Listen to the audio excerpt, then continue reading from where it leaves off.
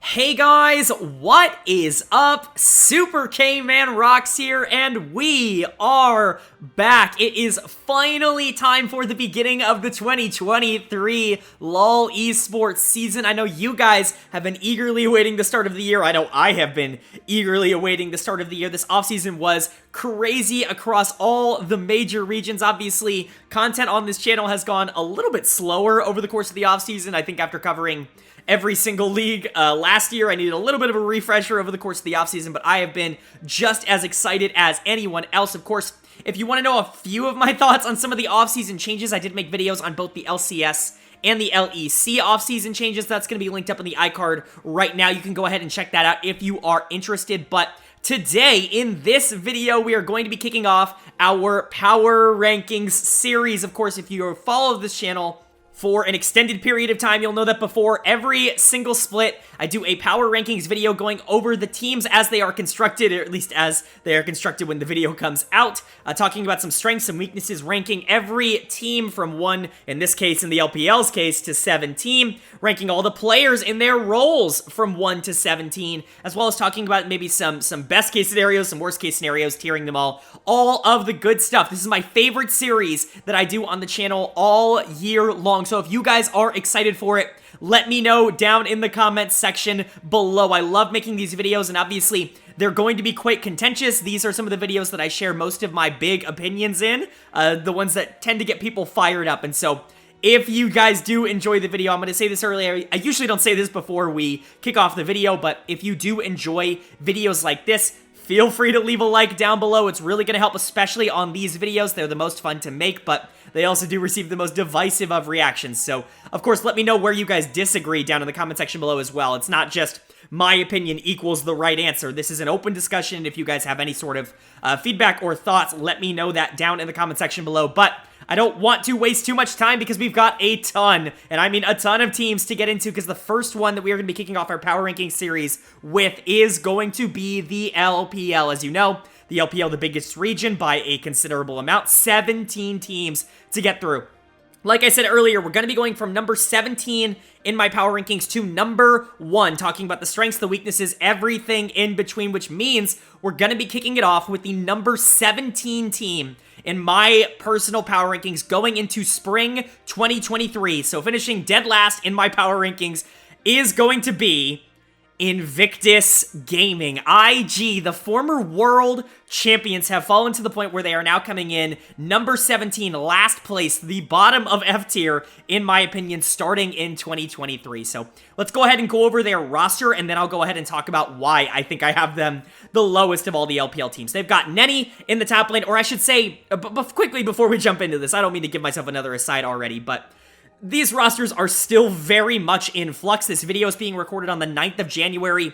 I can't really put this off much later due to real-life circumstances, you know, making sure this video gets out on time. So hopefully a lot of the rosters are going to be the same as they are in this video. Obviously, some of these teams have bigger than 5-man rosters. I'll talk about players that are kind of important to that as we get to them. But if there is a roster change between now and the start of the season, I'm sorry I couldn't put this off any longer. So that being said, my projected roster for Invictus Gaming is going to be Nenny in the top lane, Gideon in the jungle, Dove in the mid lane, On at AD carry, and Wink at support.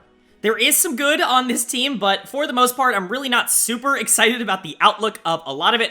Of course, if you follow this series, you know we're going to go player by player, talking about where I think they're going to land on the scale in 2023 in terms of how effective they will be. Of course, we're going to start in the top lane here with Nenny. Now, Nenny is someone who has gotten some LPL time before on this Invictus Gaming team, obviously later being replaced by Zika. He was someone who I definitely was interested in when I was watching some LDL tape from a couple of years ago, but he really has not played all that much professional League of Legends over the past couple of years. It's definitely something interesting to keep in mind. He has the mechanics to be an interesting top laner at this level, but he has shown basically nothing, and it's certainly not someone that I'm going to feel super confident about. I did talk about how the rosters, you know, what you see on the screen isn't technically final And that's because, Invictus has a bigger than 5-man roster.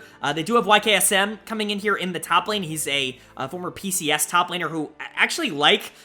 From the film that I've seen of him, I do think he's probably someone who I would consider a little bit higher upside than someone like Nenny. The problem is you already have 2 imports in your lineup here in Gideon and Dove, and I really don't think it's worth taking out either of those two to take Nenny out. And so for me, Nenny, sits in here as the starting top laner. It could be a little bit of a different configuration though, if they did want to go in that direction. But for now, Nenny being the top lane, fine. He's just kind of this okay player. I have him ranked 15th.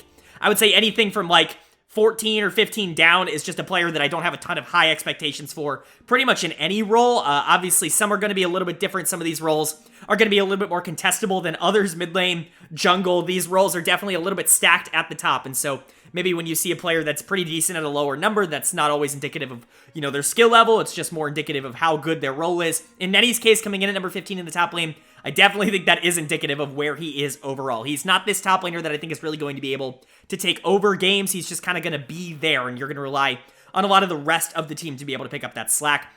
I do really like the additions of the 2 imports that you're bringing in here for Invictus, at least in a general sense, being Gideon in the jungle and then Dove in the mid lane. We'll start with Gideon, who I actually really do like. If anybody on this team is going to have a quote-unquote breakout year that brings Invictus higher, it is likely going to be him. He has played for KT Rolster for the past few years. Some of you who have watched the LCK, maybe a lot, are maybe familiar with him. He has played a few games for KT Rolster, most notably in 2021 when they had Blank as their jungler, when they really could not solidify that jungle spot. Gideon was getting in there and getting some time, but over the course of the last few years, he's really just been a secondary supportive, substitute jungler for KT Rolster. Hasn't gotten a ton of shots to play competitively, but when he has played, he has looked okay. In fact, I think if he would have gone to a better team, a team with a better infrastructure potentially around him, he could be an interesting player to watch in the LPL in 2023. Unfortunately for him, if he's the best player on this team, that is not going to spell a very good year for Invictus Gaming. Hopefully you can get him to develop quite a bit and kind of bring out some of that potential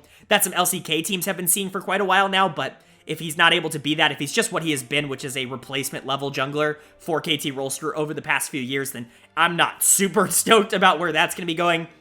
Dove, one of the only players here to really have like a ton of experience actually in the position that he's playing, but even then, it wasn't last year. Dove converting right back here to mid lane, played top lane for Live Sandbox last year, almost went to Worlds, but as we all know, he was pretty much the weak link of that Live Sandbox team. That team was carried heavily by the bot side of the map. Dove was never really a power player. He goes back to his more native mid lane position here, and I think that's going to be healthy for him.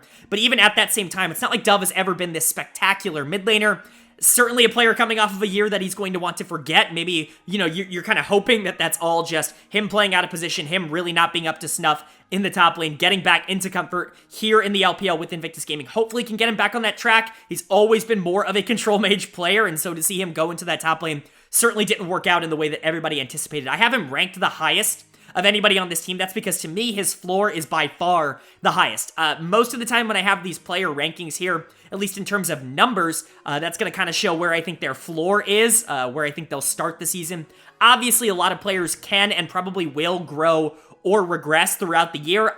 It's just hard for me to predict that most of the time. If I have any sort of idea as to what direction they might move in, I'll talk about that in my player analysis. Those numbers are more just a guide to give you a quick and easy way to see what my opinions and thoughts on the player are. For Dove, I think he's a pretty solid player, certainly someone who isn't going to be like disastrous, but if he is your best player on the team, that is also really not good. He's not the kind of player that's going to be taking over your franchise and making it look a lot better. And really, the rest of the players on this team in particular, are just not up there or up to snuff. If Dove is your safety blanket, quote unquote, on this team, that is bad. That is not a good sign. And that kind of leads me into my conversation here about the bot lane. You have On and Wink returning here, the 2 returning members of Invictus, if you don't get Nenny, who did not play last year, or he did not start for this Invictus team last year. On and Wink were bad. I said it throughout the entirety of my LPL reviews last year. If you guys don't know, I did weekly reviews for every single week of the LPL in summer last year. On and Wink played a lot together, and in my opinion, were by far the worst bot lane in the LPL, and I really don't think a lot of that is going to change over the course of the next year. Obviously, Wink full-time converting now to support. I guess that's really just his career path. He was not good at it last year. Obviously, a former AD carry that has played with quite a few teams, most notably came up with E-Star and actually had a really good year, I believe, in 2019? Could have been 2020. I don't actually remember. One of those 2 years was really looking really promising as an AD carry.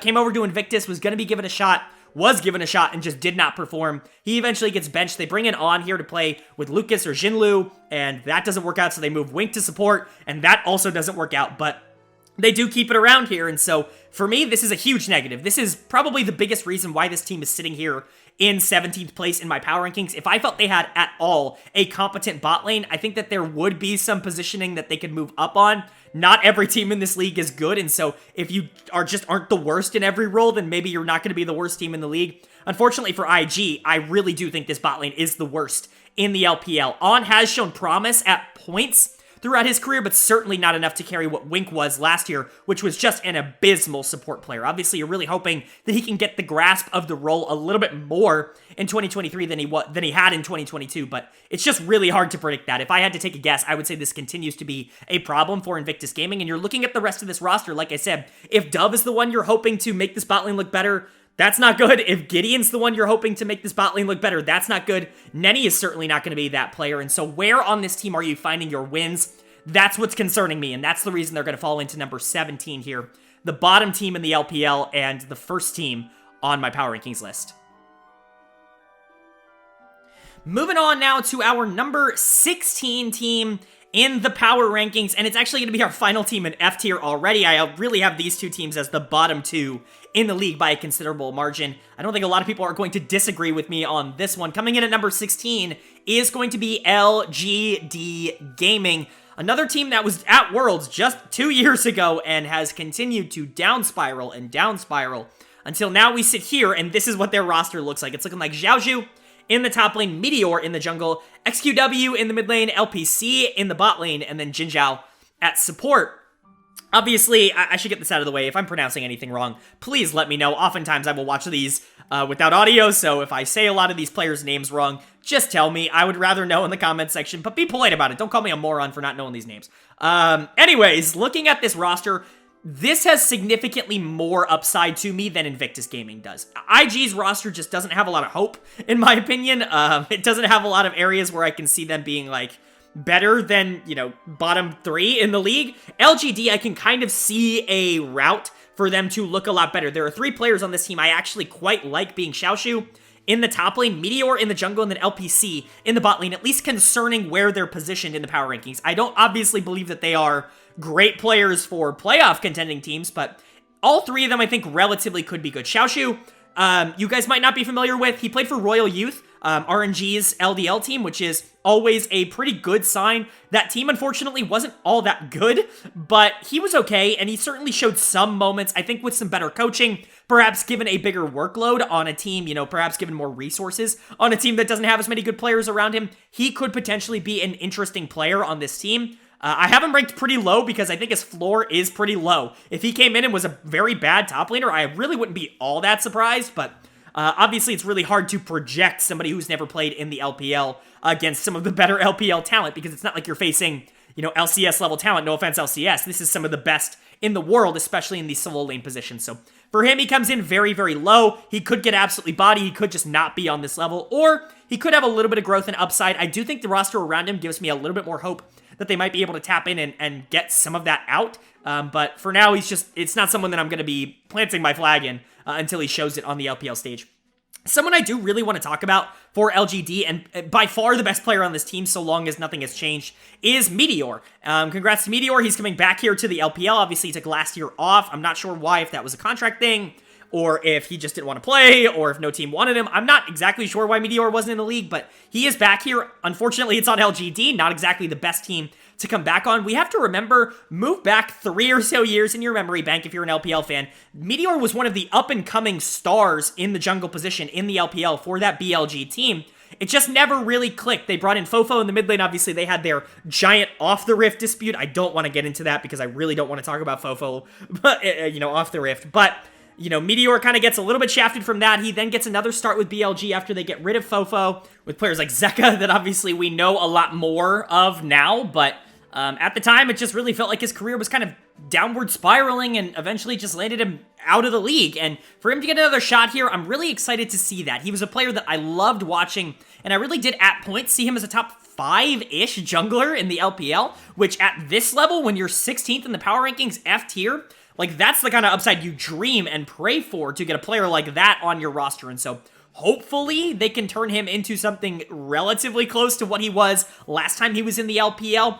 If not what he was at his prime, that would be fantastic for LGD, for them to bring in Meteor and have that here. It's just, you know, it's not a certainty. There's a reason he wasn't in the league last year, and it's because he really has been getting worse every single year, year after year after year. So hopefully you get a better version of him as he's had a little bit of time to rest. Meteor, in my opinion, is a big reason why this team comes in at 16th and not 17th. But the other player I actually really like on this team, I'm going to skip around a little bit here. The other player I really like on this team is LPC. Now, LPL fans might be familiar with the name LPC, and that's because he was actually the starting AD carry on JD Gaming last year at the beginning of spring. Now, that might come as a pretty big shock to you, but if you guys remember, Hope was actually a recent addition to JD Gaming. Midway through the spring split, they got off to a terrible start, really started to get it together. Once they put Hope in, everything started to come together, and obviously the rest is history. They win the LPL in summer, they go on to Worlds to have a really good semifinals run, etc, etc. But LPC actually started the year as the starting AD carry on the team. Now, that's a pretty good pedigree to have, again, for an LGD team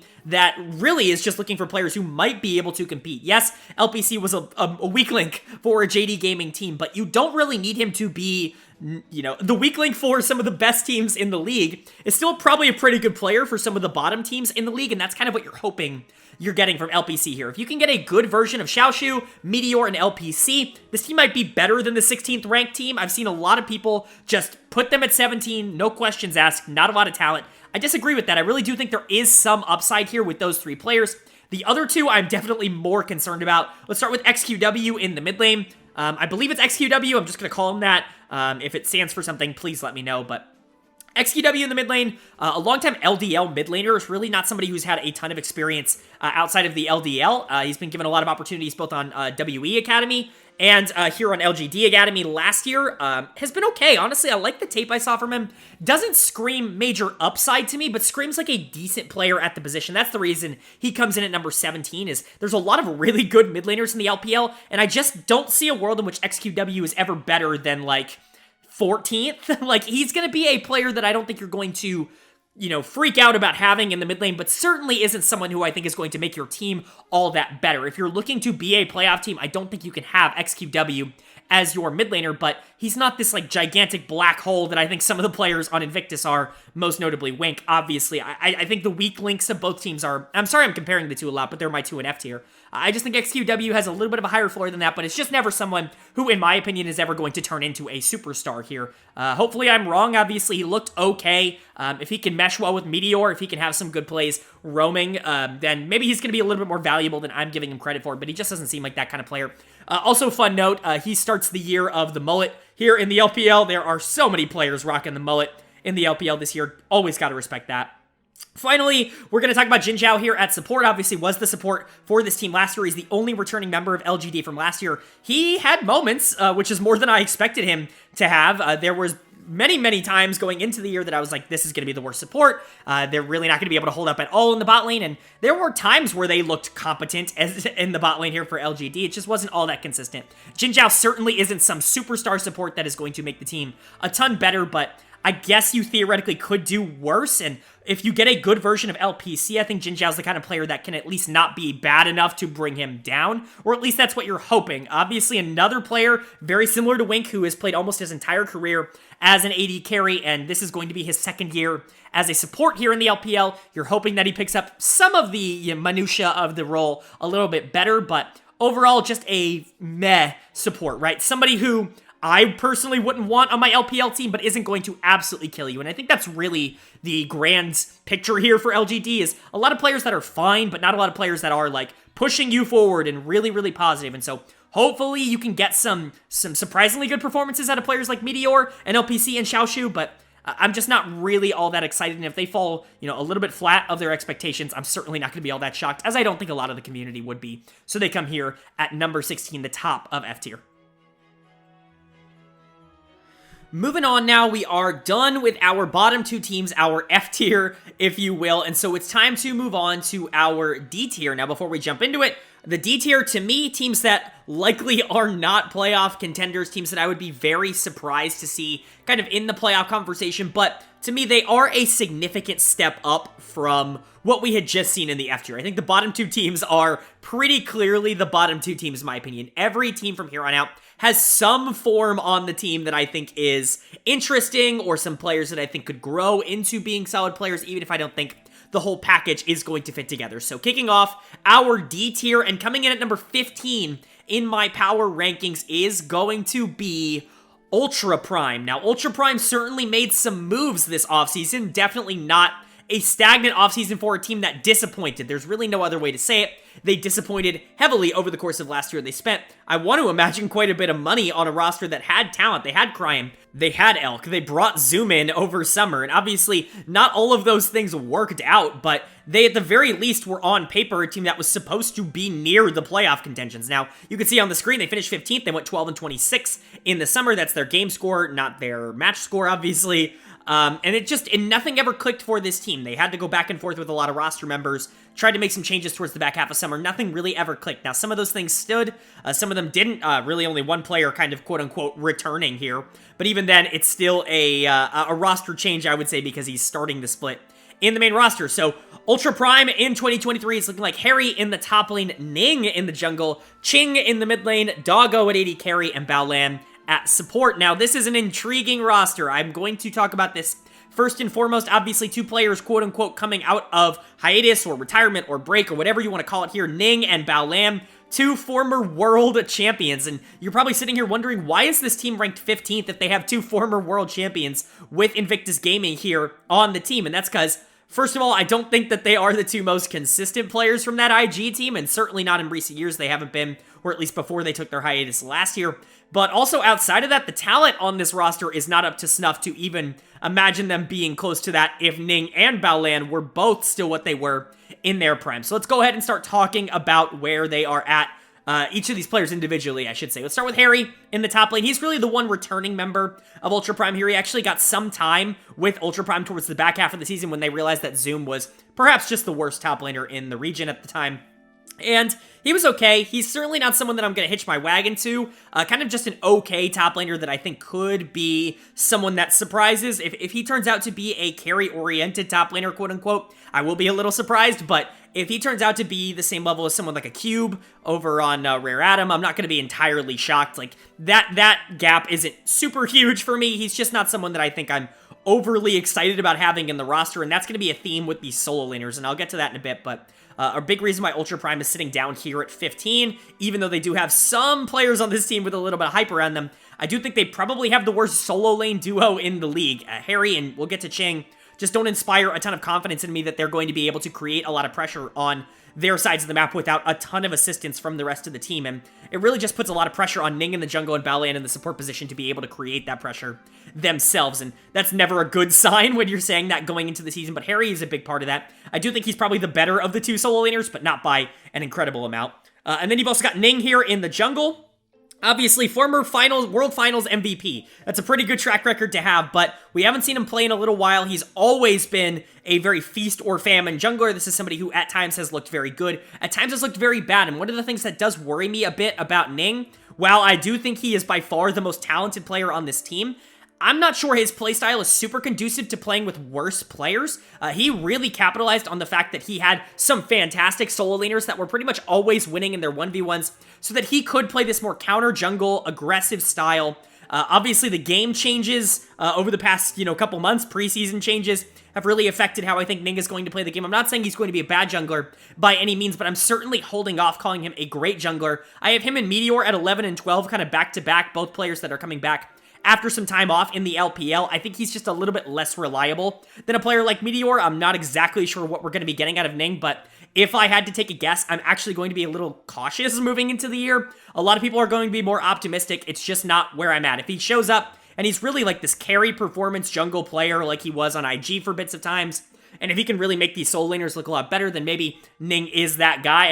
I don't know if I can go into the season kind of expecting that to happen. But you've also got Ching in the mid lane. Now, I have Ching ranked number 16, but that was probably a mistake. He probably is number 17. I XQW on LGD at number 17. I would probably flip those. I don't really think that's all that controversial. I think Ching has less upside by a considerable margin. And probably is worse right now. He was someone who played for FPX Blaze in the LDL last year, but only kind of. He really came in towards the back half of the year.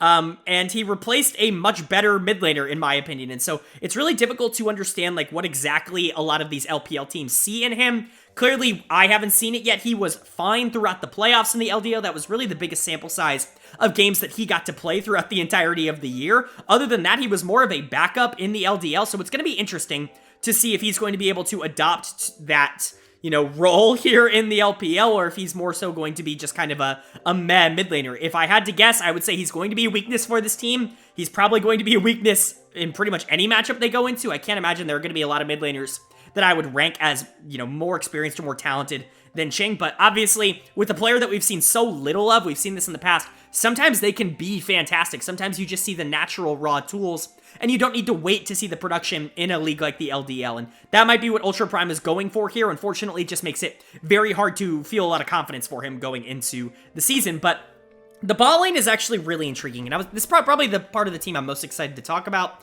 You've got Doggo and Baolan as the bot lane duo here, which certainly an interesting duo. Two players that I think have really underperformed in recent memory. Obviously, Doggo last year on BLG just wasn't it. He came in with all this fanfare from his time on Beyond Gaming when, you know, he was really kind of dragging that team across the finish line, not only in the PCS, but doing a really good job at Worlds as well, being that kind of pushing figure, and came to the LPL and just wasn't quite up to snuff on that level. Expectations were probably just a little bit too high for a player that had never really proven himself in a major league to kind of just be put on a major team and given a huge role basically right off the bat. And so he was kind of always set up for failure. Hopefully this year can be a little bit better. The expectations are certainly off joining this Ultra Prime team. So hopefully that can help his mental a little bit and just help him expand. You pair him up with Baolan here.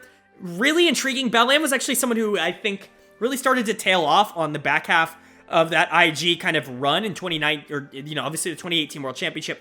But I think 2019 and beyond, Baolan is just a different player. He's not this explosive, engage-oriented support that I think can really dominate, and I'm definitely going to be looking at him similarly to Ning as a player that I'm going to enter the year with trepidation on, because I don't know what I'm going to get out of him. If Ning and Baolan are who we think they are, and they're pretty decent players, and they can kind of show up and surprise a lot of people, then that's great, but I don't know. I'm not going to expect to see that until I actually see it on the Rift. If Doggo can get back into form, can start becoming that Doggo that was on Beyond Gaming, if players like Harry and Ching can surprise me, obviously I think those two are probably the least likely to kind of come out and overperform, but, you know, there is a universe, I think, in which this team kind of surprises and makes a push for playoffs, but I really just don't see that being in the cards for them this year. A lot would have to go right for this team. Some players who I really just don't expect to take huge leaps are going to have to take huge leaps. But, you know, could they have a Thunder Talk 2022 level season and really surprise me? Yeah, I think it's realistic. Ning,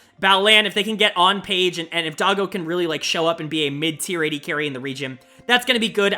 Even with that, I still worry about how those solo lanes are going to perform. So overall, Ultra Prime, definitely some interesting bits and pieces here, but not enough for me to really consider them a team that is kind of in contention for that playoff spot, which is why they're going to kick off my D tier here. Moving on to number 14 now in my power rankings. Just like F tier, D tier is actually pretty small, and this is the final team in D tier. Once we get into kind of the C tier, those are all teams that I realistically could consider making the playoffs, but up till right now, which is number 14, a lot of these teams just aren't on the playoff radar for me, and unfortunately that means the team coming in here is just not quite at that level, but technically is kind of at the top of that non-playoff level, and that to me, coming in at number 14 at the top of D tier, is going to be Team WE. Now, let's get it out of the way. This is a huge, and I mean a huge improvement over what they were last year in summer. You see the 7 game wins that they have there for summer 2022. What that doesn't tell you is they actually won 0 matches, 0 series over the course of summer 2022, and that is, quite frankly, unacceptable, as we all know. They were horrendous, and unfortunately for them, they really didn't make a lot of changes in the offseason. The big ones obviously coming into the bot lane, but let's go over what their roster is going to be looking like in 2023. You've got Bubu still here in the top lane, Hang being brought in here to play jungle, Shanks in the mid lane still, Hope at AD carry, and Iwandi at support. Some good, some bad here. There's a reason they rank at the top of D tier considering the year they had last year, but let's talk about the solo laners first because those are the two members that they're actually bringing back. Bubu in the top lane ranks dead last for me in terms of top laners. That's going to come as no surprise to anybody who's watched my channel over the course of the last few years. Bubu, as I can describe it, is the most harmful player to an LPL team that I have seen play in a very long time. He is an incredibly aggressive player who likes to take those trades, who likes to try and create his own advantages, wants to take fights to generate his own leads. The problem is, he doesn't really have the skill to back that up. He is often putting himself at major deficits and harming his team considerably. I compare him a lot to the Shy, but as we all know, the Shy has good moments and bad moments. We'll get to him. The Shy has his ups and his downs. For Bubu, he is like the Shy, except he's like only the bad parts of the Shy. He's like the Shy if he only had the Shy's bad games. That's what Bubu is for Team WE. He has been a disaster for this organization ever since he signed, and he is back here for another season in 2023. I do not understand. Demon came in and was a little bit of a problem for WE, but at least he wasn't running it every game. There's not really a stage of the game that I trust Bubu in, whether that's laning phase, where he does have some mechanics, but just isn't able to pull it off consistently, and if he receives any sort of jungle attention from the other team, he is guaranteed to die. And he's a bad team fighter. Like, honestly, he's just not that good of a player at any part of the game. I really, really don't like WE bringing him back here. That's why he's going to rank dead last in terms of top laners in the LPL. But you are bringing back Shanks, and Shanks has certainly also had his ups and downs, but fortunately for him, it's mostly ups. He's actually shown a lot of good things, I would say, throughout his time in the LPL. He's just been on some inconsistent teams, and it's really hard to tell if his regression over the past year is due to the fact that WE sucks or if it's actually just him regressing. I think this is going to be a very big year for Shanks as a player, obviously someone who has shown a relatively good amount of promise in his career up until this point. People are going to point to the really good 2021 that he had when this WE team almost made Worlds, but as soon as they blew up, as soon as that roster kind of went its separate way, Shanks kind of reverted back to what he was before that, which was a lower tier mid laner. So it's hard to tell if he is a product of the system that made him better or if he actively just needs better talent around him and then he can kind of show that again. It's certainly going to be interesting. I think 2023, a big year for Shanks. I have him coming in at number 12. He could exceed that ranking. I mean, there are points where he has been a top, 6 or 7 mid laner in the region, and I don't even think that's all that crazy to say. He just hasn't shown that in about a year, and so if he can get back to that, that's going to be huge for WE, and it's probably going to make them a lot better of a team. I'm just not necessarily predicting that. I've always been a little bit lower on Shanks than I think most people. He's an aggressive player, but not aggressive enough to really carry a team to wins. He can't be your best player. He really does kind of have to be one of the worst players on your team in order for you to be able to make playoffs. So he comes in at number 12 for me. You bring in Hang in the jungle. It's a very interesting addition. He's going to come in from Young Miracles in the LDL. Obviously a team that was up and down, I would say, over the course of last year, was able to make playoffs, but he was the best player on that team, in my opinion, at least in terms of tape. I'm not exactly sure that everything's going to back that up, but he was really, really fun to watch. Unfortunately, he's coming into a WE team that really doesn't have a lot of pieces to support him. Now, if he does play more towards bot side, which obviously he should and he probably will, I could see this ranking going up, but for me, coming into the year, he's going to come in as the last ranked jungler. Obviously, not having a ton of experience in the LPL is definitely going to hurt in terms of rankings, but look at the jungle rankings. Look at the junglers that are in the LPL right now. Where exactly does Hang fit in above anyone? And so, even though I think he's a player that has some upside, some relative upside, if he was the worst jungler in the league, I really wouldn't be all that surprised with the depth that that position has. Still, coming in here, hopefully he can kind of find his footing. Shanks is a really good partner to have, I think, as a rookie jungler.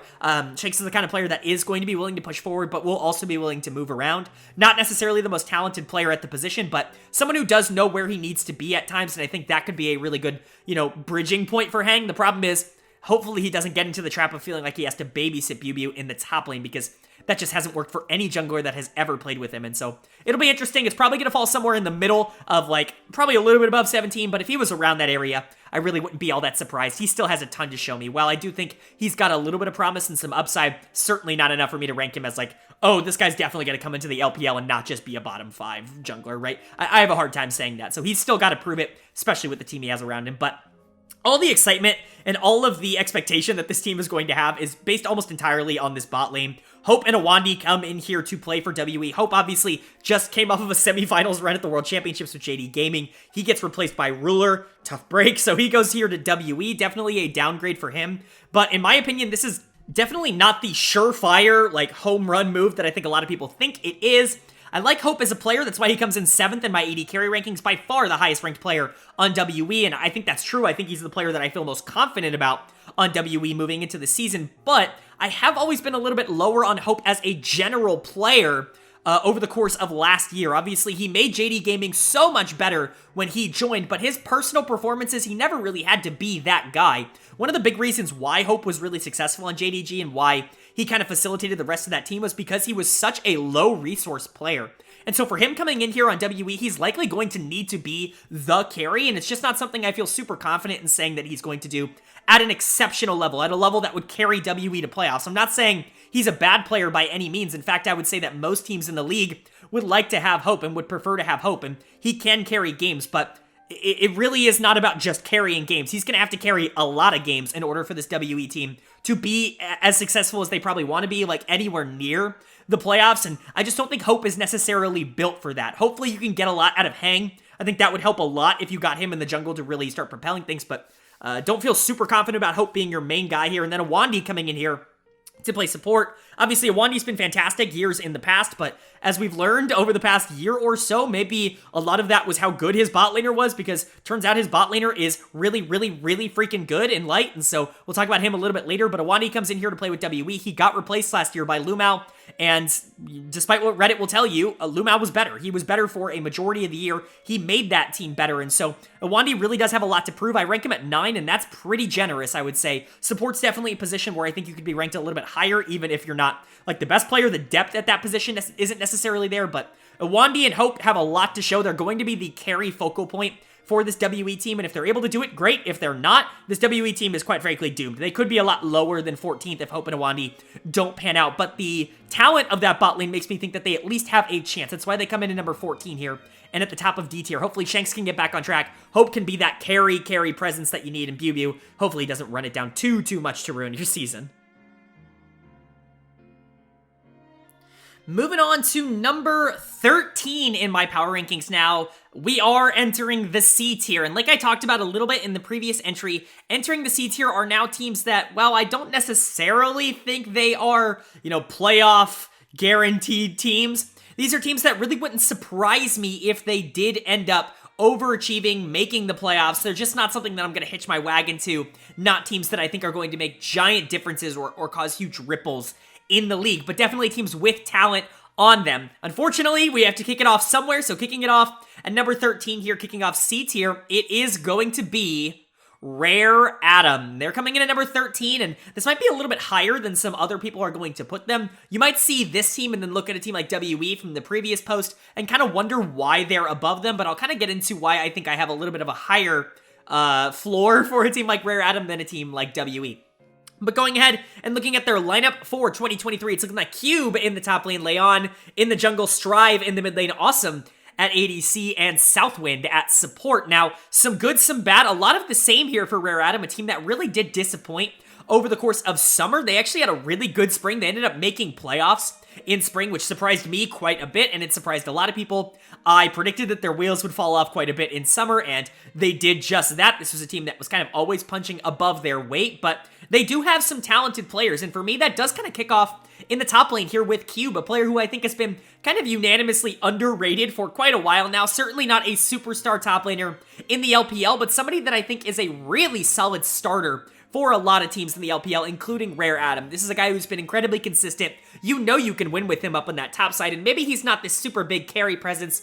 He's not going to be a top 4, top 5 top laner in the region, but I really think you know what you're going to get with him, and considering that lane so far, at least in our rankings, has been kind of the, well, I have no idea what we're going to get, it really is a pretty big boon to have a player like Cube that you can feel pretty confident is going to just be a top, 7, 8, 9, 10 top laner in the region. Like, he's really not going to fall too far below that. A very, very consistent player that I think a lot of teams would be incredibly excited to have. Rare Adam's going to be really happy to be able to bring him back. They also have Leon in the jungle. Now, a lot of people may look at the number 13 for Leon and see that as much too low, and honestly, I really don't disagree with that. Like I said earlier, the depth of the jungle position is out of control. He actually just falls right behind the two returning players here in Ning and Meteor. I really didn't know where to put those two. They kind of clumped together right in the middle. Leon just below that. Now, do I think he's going to be significantly worse than both of those guys? No. Do I think that him being a top 10, top 9 jungle is out of the question? No. I think he is incredibly talented, and he's someone who I've, really liked for quite a few years, at least at a decent level. Although, I do think that they've had some pretty exciting options there in the jungle that they really just haven't pounced on. Obviously, last year, I believe it was, they had a reported deal for Junjia coming in to play jungle. I think that would have been awesome for Rare Adam. They end up going with Leon instead. Not sure that was the decision, but he sticks around here for 2023. He's a fine jungler, someone who can win you games. He's not someone who's just like, okay in the jungle, not someone who's going to win or lose you games. We'll talk about some of those junglers as we go forward. Leon can win you games. He's just not going to do it all that consistently. He's someone who I would consider to be right around this level, right around a player that's going to be in the C tier for teams. He's going to be kind of pushing that narrative forward, a decent player that can win, but is also not going to be hyper consistent.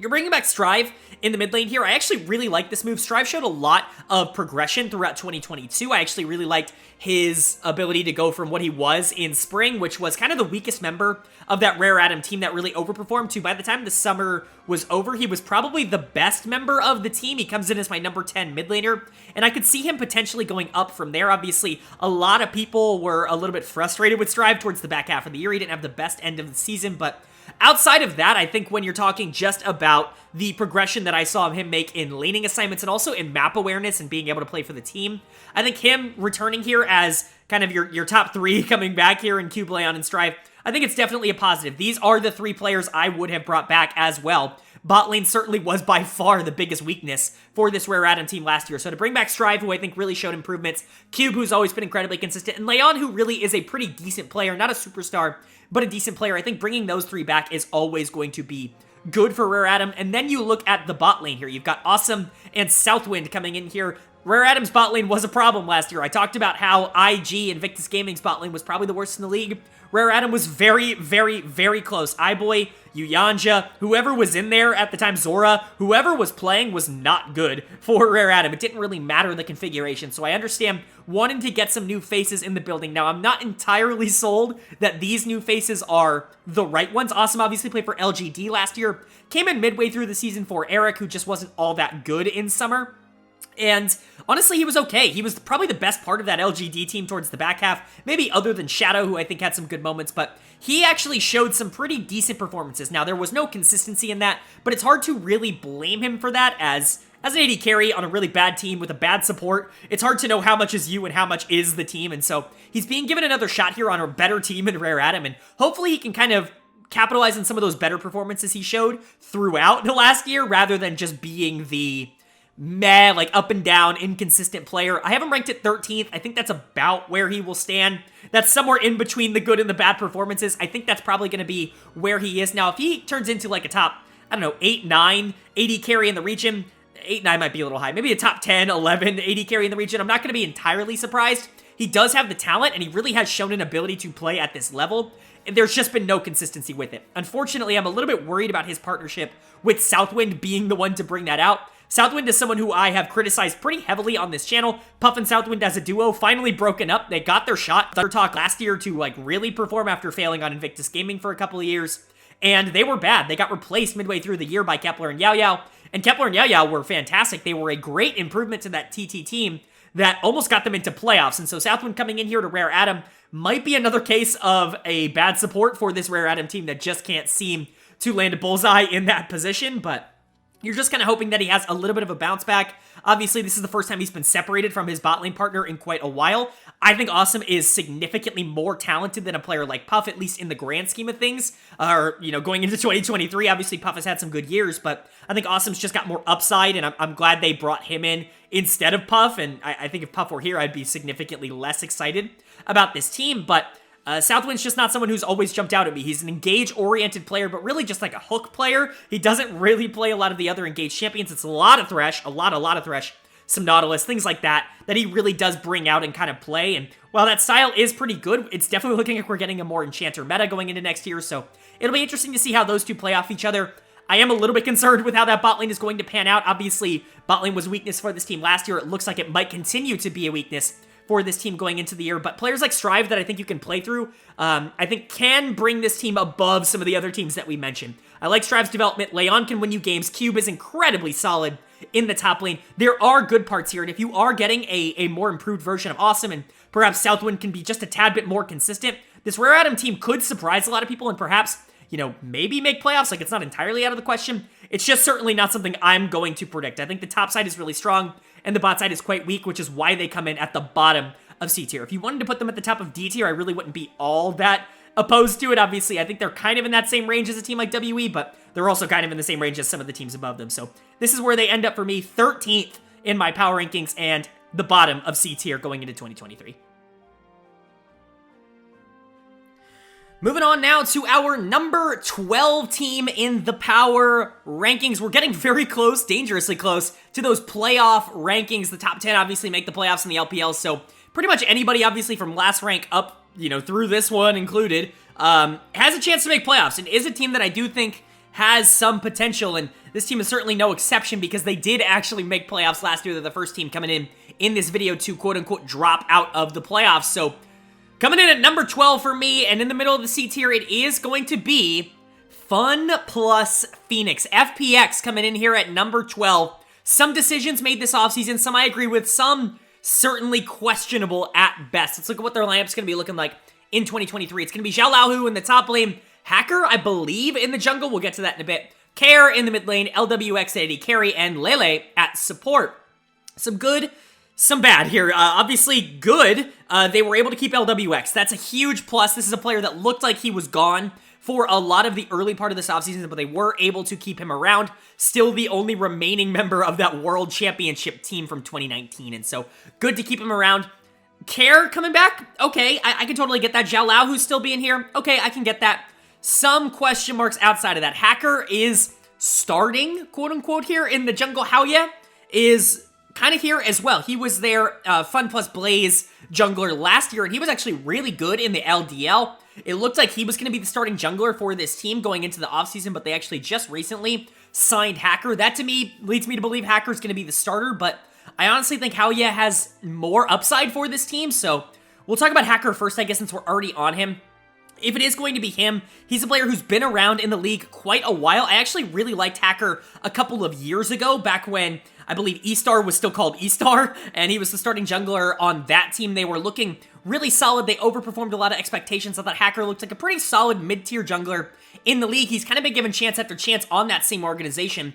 Obviously, Ultra Prime as recently as last split, and has just never really continued to be that guy. Was one of the worst junglers in the league last year. It looks like he's getting another shot here on FPX. It's not exactly the most high profile or the most entertaining of signings for an FPX team that I think is really looking for some flair in their team, but Hacker comes in here. Hopefully he's not an absolute disaster for FPX. If he's not good though, like I said, you still have Haoye on this roster, who I actually really do like. To me, he was the best player on Fun plus Blaze in the LDL when I was watching some of their tape. I really liked what I saw from him. We have another player from Fun plus Blaze on this team, obviously in Lele. I talked to him about Cheng a bit earlier, at least in the playoff run for FPX.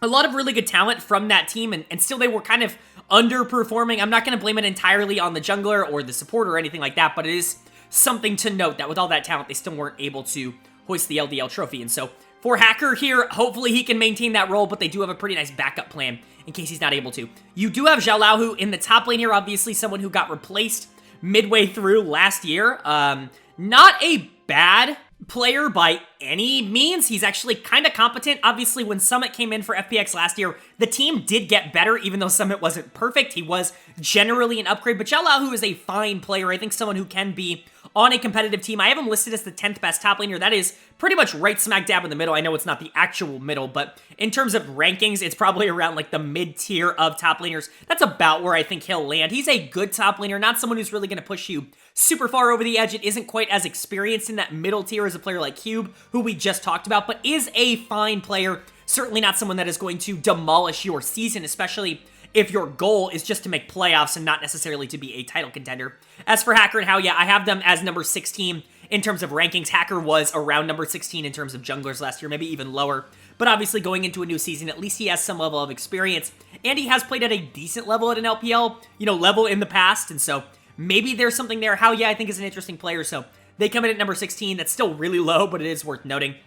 And then you get to kind of your two carry roles. Talked about this earlier, the two players that I feel the most comfortable with on this team, and that's kind of weird to say about Care, who I'm honestly a little bit lower on, I think, than expectation. I have him coming in here as the number 9 mid laner in the region. I think he showed a lot of improvement towards the back half of summer, but for a majority of that summer split, I do think he was a little bit of a weakness for FPX.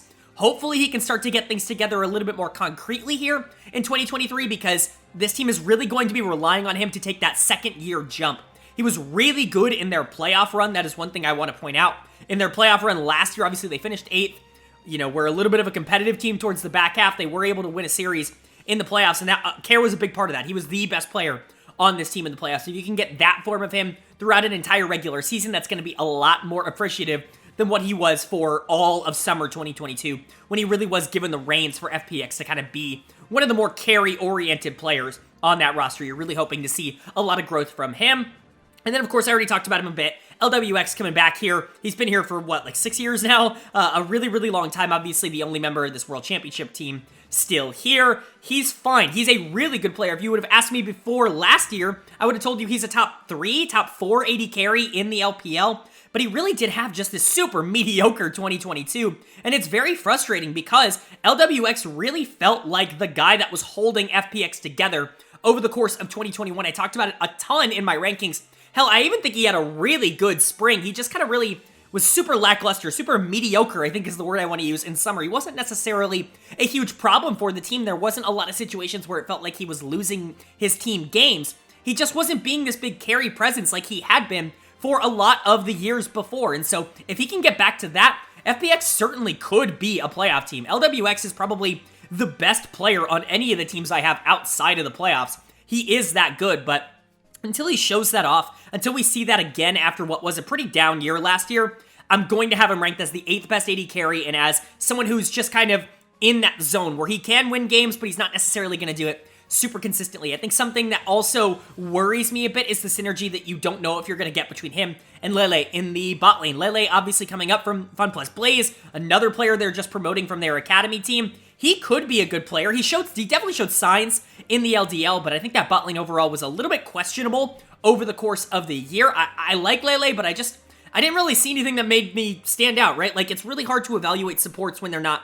super active on the map, because you really need to watch a gigantic sample size of them to understand kind of their playstyle and if they're really game effective and game impacting or not. And I just didn't really see that in Lele, of course, with a much shorter sample size. I can only watch so much LDL for this video. I did watch every single player, 3 or 4 games of them, but 3 or 4 games is not the biggest sample size in the world. So pardon if, obviously, I'm a little bit wrong about these players. I've watched as much as I can, but what I've seen from Lele, it just hasn't been super standoutish. That's why he's going to come in here at number 16 in terms of support. So what does this mean overall for the team? Well, I think this team definitely has some win conditions. LWX is definitely a player you should and can play through. I really think that he is solid, and if he can get back to the form that he was at in 2021, he is good enough to carry this team to playoffs by himself. He does have that kind of talent. He has been given a lot of really good supports over his career. Obviously, Crisp, Hang, he's played with quite a few really, really solid players in that position. To go from those players to Lele, who I just don't think has really proven himself to be on that level, it could be a little bit of an adjustment for this team, but hopefully a player like LWX can get over that. And then you have Care in the mid lane. If he can take that other step up, I do think FPX could be in a pretty decent position. That is a lot to ask, though, from a team that is relatively inexperienced. This is a jungle position that I really don't like all that much in the grand scheme of things. A top laner who I don't think is ever going to win you games, and did get his role replaced, and his support, that is a gigantic question mark for me going into the year. There's a lot of problems, which is why I have a tough time putting them ahead of any of the other teams that are in like the top 10 or top 11, but they certainly deserve to be here in the C tier because they do have some avenues of winning. If Care and LWX really have pop-off seasons, this team very well could be a playoff team.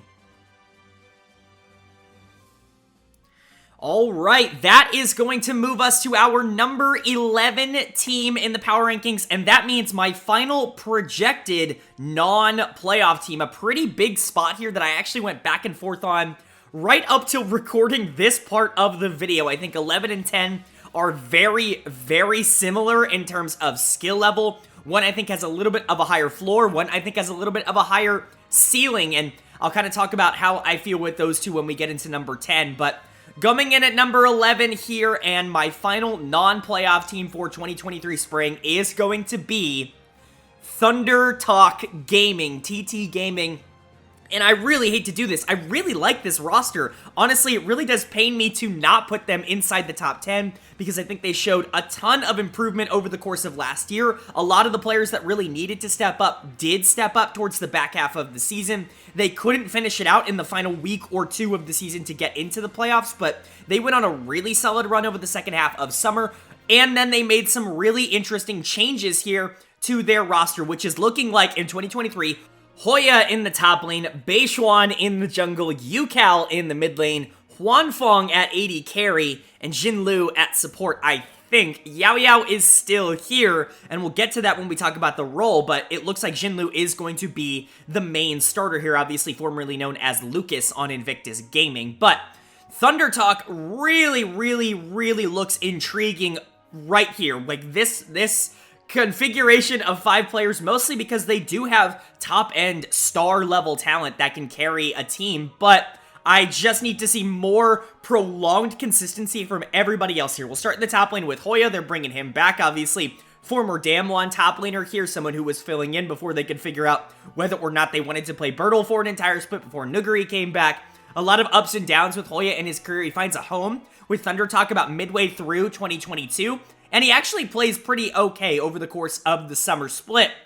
I don't think he's some, carry superstar top laner. I have him ranked 12th in terms of top laners. That's certainly not like a dominant presence, but very similar to a lot of the other top laners we've talked about in this bracket of players, isn't really somebody that I'm going to be entirely concerned is going to throw away your season. Now, I will say a little bit more so with Hoya than other players that we've talked about, players like Cube, I know that we talked about on Rare Atom. I'm a little bit more concerned that Hoya is going to be a problem for this team. He's not quite a Bew level of a problem, but he is someone who is going to look to play aggressive at times, and not all the time is that going to work out. He can do it without jungle attention. This team designates very little resources, I would say, into the top side, and so Hoya can sometimes get caught being a little bit over-aggressive, but for the most part, I would say that he is a good top laner to have for this level of play.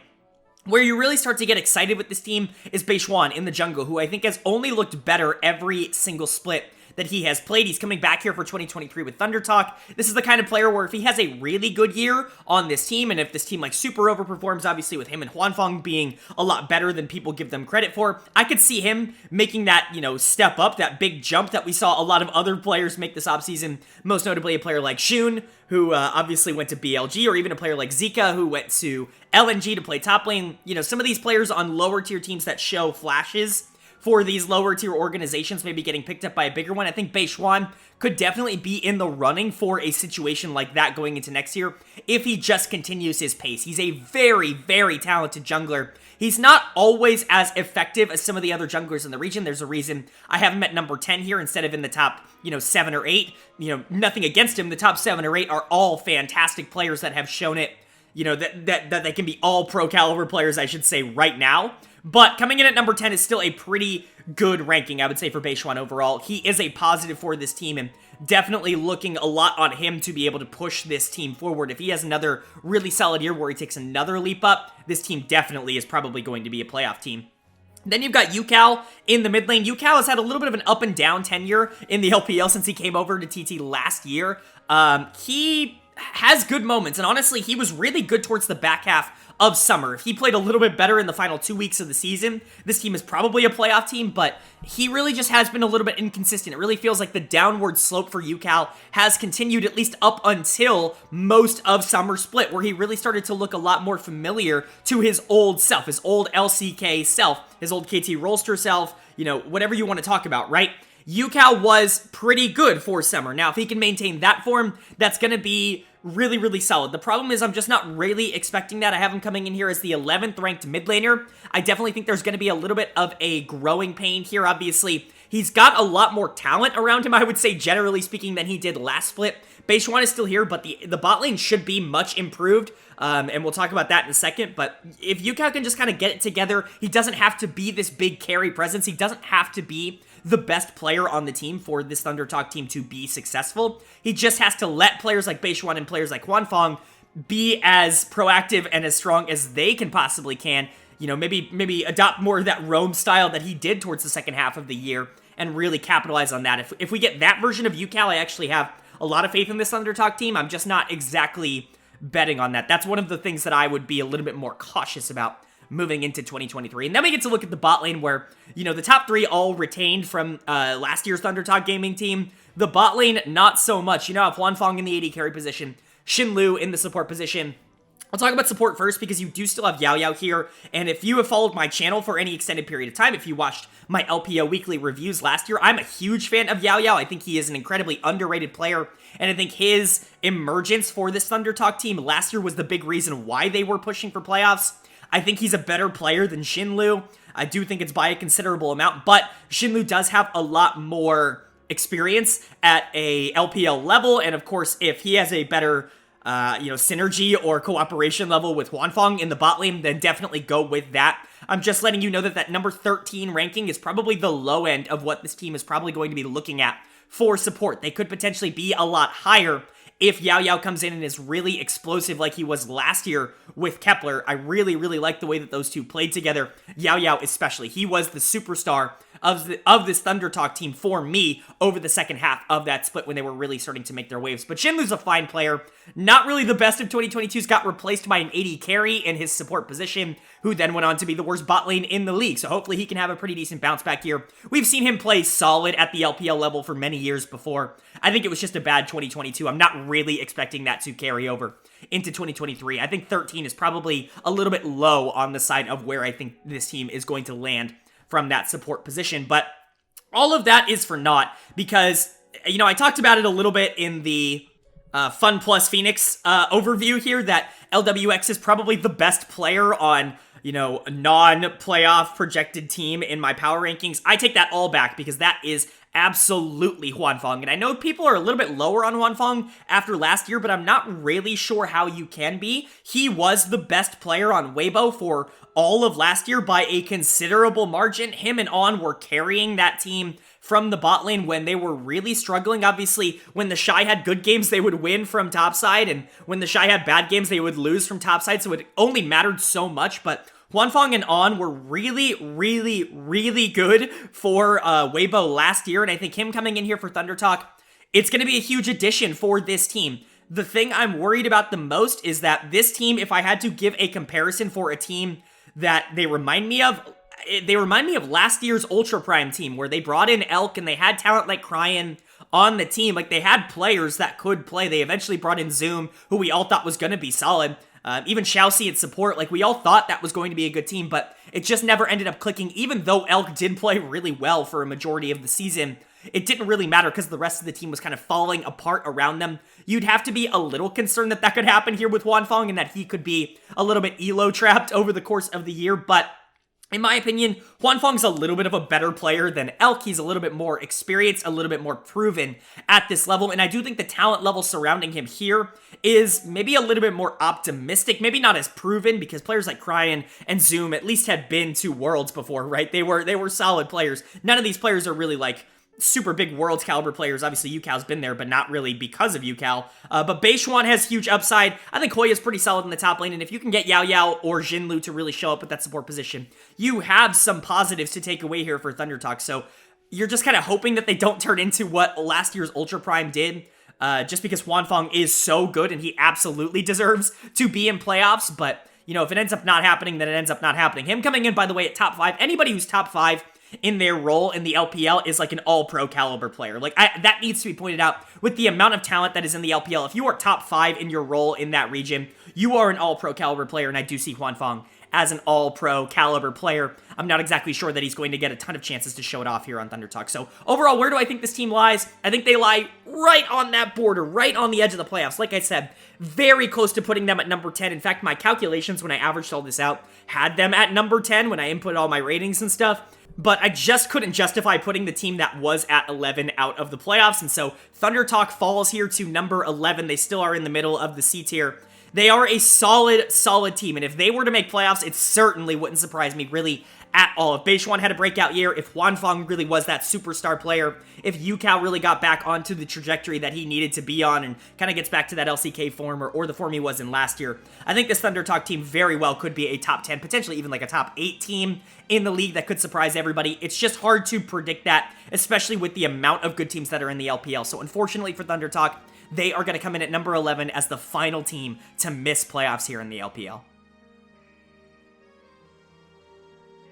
All right, with all of the non-playoff teams covered now, numbers 17 through 11 all finished up, it's now time to get into the top 10 teams in the LPL in my preseason power rankings, and we're going to kick off the top 10 with my final team in the C tier, my top of the C tier. Really, I think this team is super comparable to all of the other teams in the C tier that we've talked about, most specifically Thunder Talk and FPX. I think either of them realistically definitely could claim this number 10 spot, but for me, coming in at number 10, the final playoff team, and my best in the C tier, it is going to be anyone's legend. AL coming in here at number 10, and this is going to surprise a lot of people. I've actually seen this team ranked fairly low, really consistently by a lot of other analysts that I respect. And I totally understand why. I think on paper, this isn't exactly the team that I would say is at the top of the C tier ranking, but I think when you look at how things meshed for them last year, how close they were a lot of the season to making playoffs. I mean, at some point, I think they were 4th in the standings in like week 6 or something. They were playing really well for a lot of that season. Things started to fall apart. Obviously, their roster isn't looking nearly as like completely deadly as maybe it did at one point in the offseason, which we'll get to, but it's still not out of the question for them to be able to upgrade this roster throughout the year. So they come in at number 10 for me. Their roster in 2023, at least in the preseason right now, is looking like ZDZ in the top lane, Xiaohao in the jungle, Harder in the mid lane, Betty at AD carry, and Sword Art at support. Not really a lot of changes here. Harder comes in for Forge in the mid lane, which I think is mostly a downgrade. We'll talk about that in a bit. And Sword Art comes in here to play support. I actually think that is going to be an upgrade. I know people are a little bit lower on Sword Art after his year on Weibo last year, but I think generally speaking, he's still a pretty solid support, and I think 10 might be a little bit low for the production that he's going to offer this Anyone's Legend team. But when you're looking at the positives for AL, it's got to be this top side, which I think is really, really strong. ZDZ, well, I don't think he's some unbelievable carry player. He's really solid. Like, he is a very, very consistently good top laner. And in fact, he did win some games for AL last year. He has a great synergy with Xiaohao in the jungle. Those two play off of each other incredibly well. Better than almost any other top jungle duo in the league, in my opinion. They just really, really know how to play with each other. And AL spends a lot more time topside than other teams typically do, and ZDZ is definitely a player that can take advantage of that. I have him just below a player like Cube in my top lane power rankings, but he's going to have some performances that outclass and outpace what Cube offers for Rare Adam. I just don't know if the consistency is quite there. He hasn't completely cut out all of these moments of bad games. He's just a very, very solid player. Certainly a player that I think would be a welcome presence on pretty much any playoff team at that top lane role. Can play weak side, can play strong side, can win on his own. It doesn't really matter. He's very, very good at the game of League of Legends. And while he's not a superstar by any means, he's just going to make your team a little bit more consistent. But when you're really looking at the positives for this team and a player that I think could push this team over the edge, really make them a strong playoff team. I'm looking at Xiao Hao in the jungle. He was phenomenal last year. This, for what it's worth, I know AL really collapsed towards the back half. Their schedule actually got a lot harder. They played all the easy teams at the beginning of summer. They had to play all the hard teams at the end of summer, etc., etc. Xiao Hao was phenomenal last year. I mean, he was an all-pro caliber jungler in the LPL. I think you can make a real case he was a top 3 jungler in the LPL last year, and if that maintains, like if he keeps up being like a top 5, top 6-ish jungler, this team is going to be a playoff team. There really is no ifs, ands, or buts about it. It's the most important role in the game right now, and if Xiao Hao is able to carry from that section of the game like he did last year, this team is not really going to be in all that much danger of missing the playoffs. He is the biggest reason why this team comes in at number 10 for me, even though Thunder Talk has a player like Wanfang, or FunPlus has a player like LWX. I think Xiao Hao, surprisingly, maybe not quite as obviously, is on that level, and is maybe in a role that can cause a little bit more impact than those players can. And so Xiao Hao, I think, is going to be incredibly solid for this AL team. If he has any kind of performance like he did last year, this AL team is going to surprise a lot of people, and like I said, he's a big reason why I feel super confident in this team. You've got Harder in the mid lane. This is where I start to get a little bit questionable with AL. I was actually really excited for this Anyone's Legend roster throughout a lot of the offseason because it was rumored, or I thought there was some sort of deal locked in for Angel, the former Weibo mid laner, to come in and play mid lane for AL this year, and I definitely think that would have made them a playoff team, like no question. I actually originally, spoiler alert, had them at 8th. Before I realized that Angel was never officially signed by this team. Harder looks like he's going to be the starting mid laner. I don't think it's like the worst thing in the world. Harder is a player that has played at the LPL level before. He's probably going to be a little bit more consistent at the very least than some of the other mid laners that we've talked about on some of the lower teams, but he's certainly not someone that inspires a ton of confidence, and he probably will be the weak link of this team. If they are able to end up getting a player like Angel, who is still a free agent, if he does end up coming here to play for AL, I think that really drastically increases the ceiling of this team, but I'll talk about Harder now. Hopefully he can play around Xiao Hao well. This is Xiao Hao's team, and so if you can play around that jungle position, make sure to get him ahead. If they want to play more to topside, if he's willing to shove and roam, a lot like Forge did last year for this AL team, I think that's going to be fine. It's not really going to matter all that much that he's not this super carry player from the mid lane position, but it is certainly worth noting that he is a little bit of a downgrade in terms of talent from, I think, a lot of the other players you're going to see in that mid lane spot around this ranking, especially in the playoffs. He could be a big reason why this team gets held back a little bit more than they might expect to, but still, Harder's not awful. You could definitely do worse than him, although I certainly don't think he's any sort of, like, superstar, right? He's certainly not going, you're not going to write home about him. He's ranked number 14 out of 17 in the mid lane for a reason, but then you get to the bot lane, and the bot lane is certainly going to be an interesting conversation to have, because there is a world in which this bot lane's really good. There's a world in which this bot lane is really bad. You've got Betty and Sword Art, obviously 2 players that have played together before on Flash Wolves, so you're kind of reuniting them here on Anyone's Legend, a team and an organization that has always been willing to bring in players from the LMS or the PCS or whatever you want to call them at the time, whatever the region was named at the time.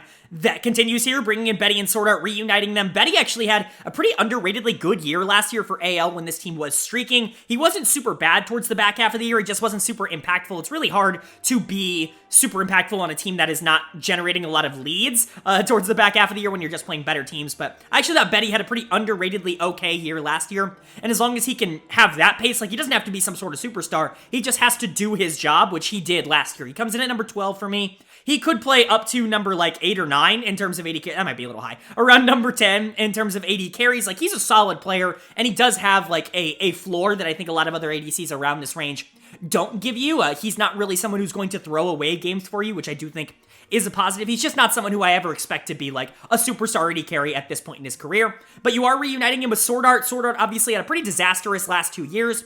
2021, he goes to North America to play for TSM. That really doesn't work out. He has some good moments. I'm not going to pretend like he was awful on TSM the entirety of the year, but certainly wasn't the Sword Art that we thought we were going to get after he made World Finals in 2020. Comes back to the LPL in 2022 to go play for Weibo, to go back to Suning, the team that he went to World Finals with, and doesn't actually get the starting job. Loses it to On, who was actually fantastic. That was the right decision for that organization to make, but he gets another chance here on AL, gets to reunite with Betty. This could be a really good chance for a bounce back year for Sword Art. I'm not exactly sure where his skill level is at right now.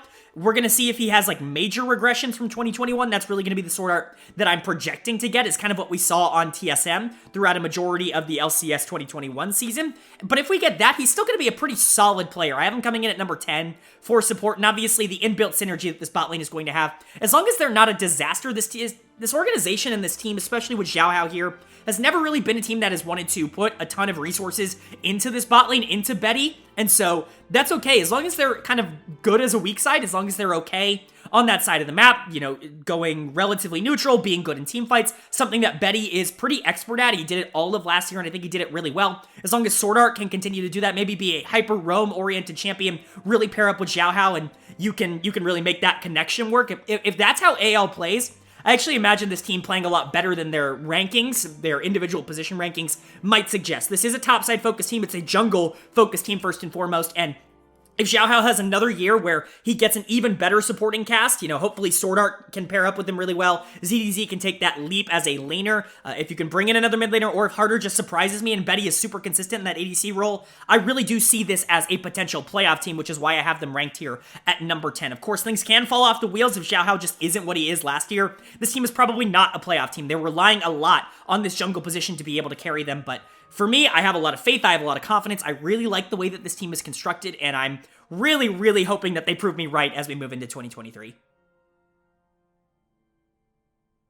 Moving on now to our number 9 team in the power rankings. We have finally finished off all of our C tier teams. It is time to move on to the B tier, and just like I described the rest of them, obviously the C tier, you know, a collection of teams that I think could make playoffs if everything goes right for them. The B tier are all teams that I think are expecting to make playoffs. These are all rosters that I think are going into the year with the expectation that they should be playoff teams. And, you know, top 9, that's a lot of teams that are expecting to be playoff teams. It's very likely one of these teams ends up falling out and disappointing, but I don't know which one it's going to be, so from here on out, just expect every team that is left to have some sort of playoff expectations. And we're going to kick it off with my number 9 team in my power rankings and the bottom of B tier, and that being a team that falls considerably from 2022, and that is the newly rebranded Ninjas in Pajamas. They are coming in here, obviously, the Victory 5 rebrand here to Ninjas in Pajamas. It's been rumored for quite a long time. I think they bought out the spot towards the back half of 2021,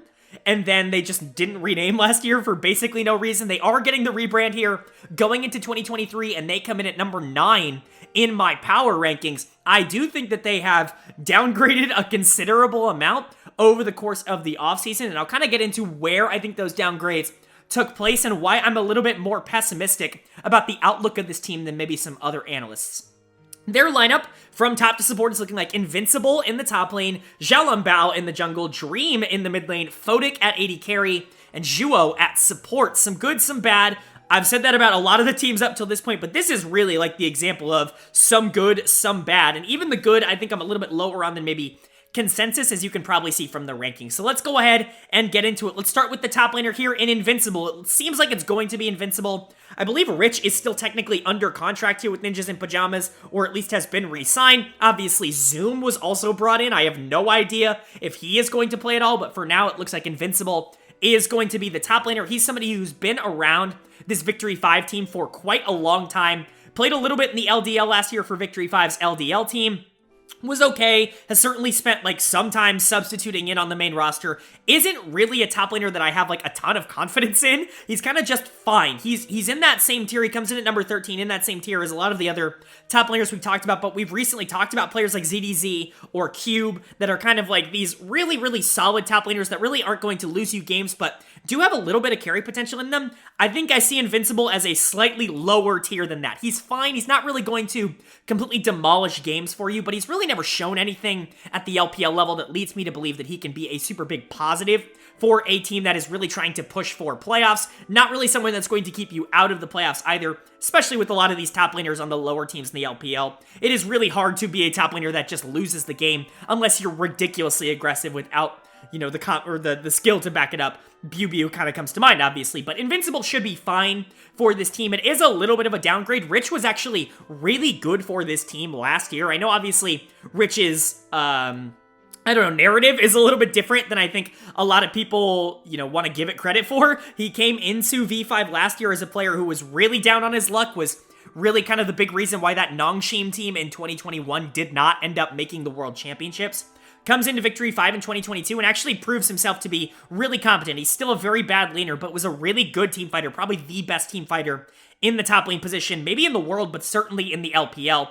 To replace him with Invincible, it's definitely a downgrade. It's a pretty strong one at that. One of the biggest downgrades of the offseason from any team, but it's not like Invincible is like a player who just can't play at all. I just don't think he's going to be necessarily anything special.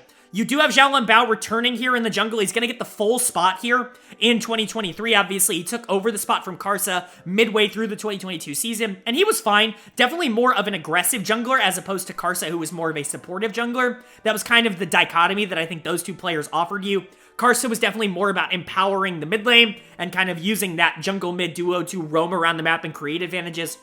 Whereas Xiaolin Bao, I think definitely more of a resource-oriented player, someone who wants to carry from that role, an incredibly mechanically talented player. He can play the supportive style, can play those tanks relatively well, but I've obviously always known him as more of a carry-oriented jungler that could be good on this team that does lack some punch on the top side here. Invincible, obviously, not really ever going to be that guy, or at least hasn't shown that he's ever going to be that guy. And Dream, a rookie coming in, obviously has had some really good performances last year, but not someone who I think is like proven by any means. If Xiaolin Bao wants to take a lot of the resources and a lot of the pressure from that top side, have those lanes start to push forward to help out, contesting jungle objectives for Xiaolin Bao, I think that could be a good strategy for Nip, but overall, Xiaolin Bao, a good player. I think it's good that they're bringing him back. 7 might be a little bit low. I actually, spoiler alert for the rest of this ranking, and it's going to make people mad. I actually have him ranked below Karsa, which is probably crazy for a lot of people because he did come in and replace Karsa, and Karsa was worse last year than Xiaolin Bao, I would say. But remember, these rankings are not just specifically what they were last year. It's my projection on where they're going to rank going into this next year. And I think Xiaolin Bao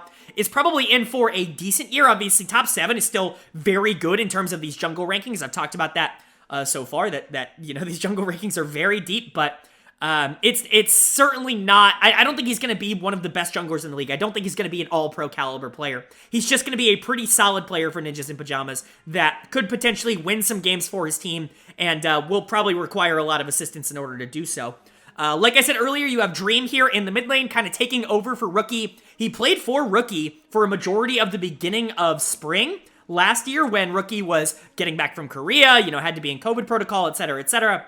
Dream actually stepped in and played mid lane, and he played fantastic for this team. He was really, really good, so much so that it was clear that he earned a spot on this team the next year when Rookie's contract ran out, and he absolutely did. He's going to be the starting mid laner. He's going to be given the reins. I have him ranked really high at 8 for a player that's really only played like a third of a split in the LPL so far, but the mechanics and the ability that he's shown has been fantastic. If he comes in and is one of the better mid laners in the league, I'm not going to be entirely surprised. It's just going to be really hard to project that moving into an entire season with, quite frankly, a team that doesn't quite have the same kind of oomph around them as it did last year. Dream worked really well with Karsa in the jungle, who was willing to give him a lot of those advantages, was willing to sacrifice his lead a bit in order to make sure Dream was comfortable. He's now going from that to Xiaolin Bao, who isn't necessarily the same kind of player. He's going to need to play a lot more of a shove and roam, a lot more of a proactive style to pair up with Xiaolin Bao as effectively as a player like Rookie did last year. And it'll be interesting to see if he can do that, if he has the versatility. He certainly has the talent, and he's a carry-oriented player at heart. So I truly do believe that this jungle mid duo could be potentially top 4-ish in the league, but I really just need to see it on the Rift first to see if their playstyles can mesh in the way that their talent would, say that they could. But then you've also got the bot lane, Photic and Zhuo. Photic returning here.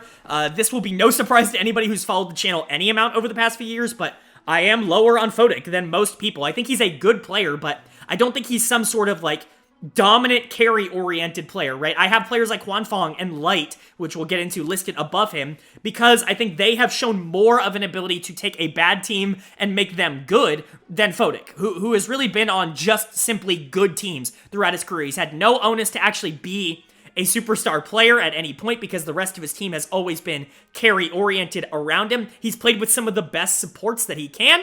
Obviously, he has played with Zhuo before, and that was really when it didn't work out with Photic, but going, from that, from PP God to Zhuo is certainly going to be something that's going to be up in the air. I actually expect quite a bit of regression from Photic going into this year.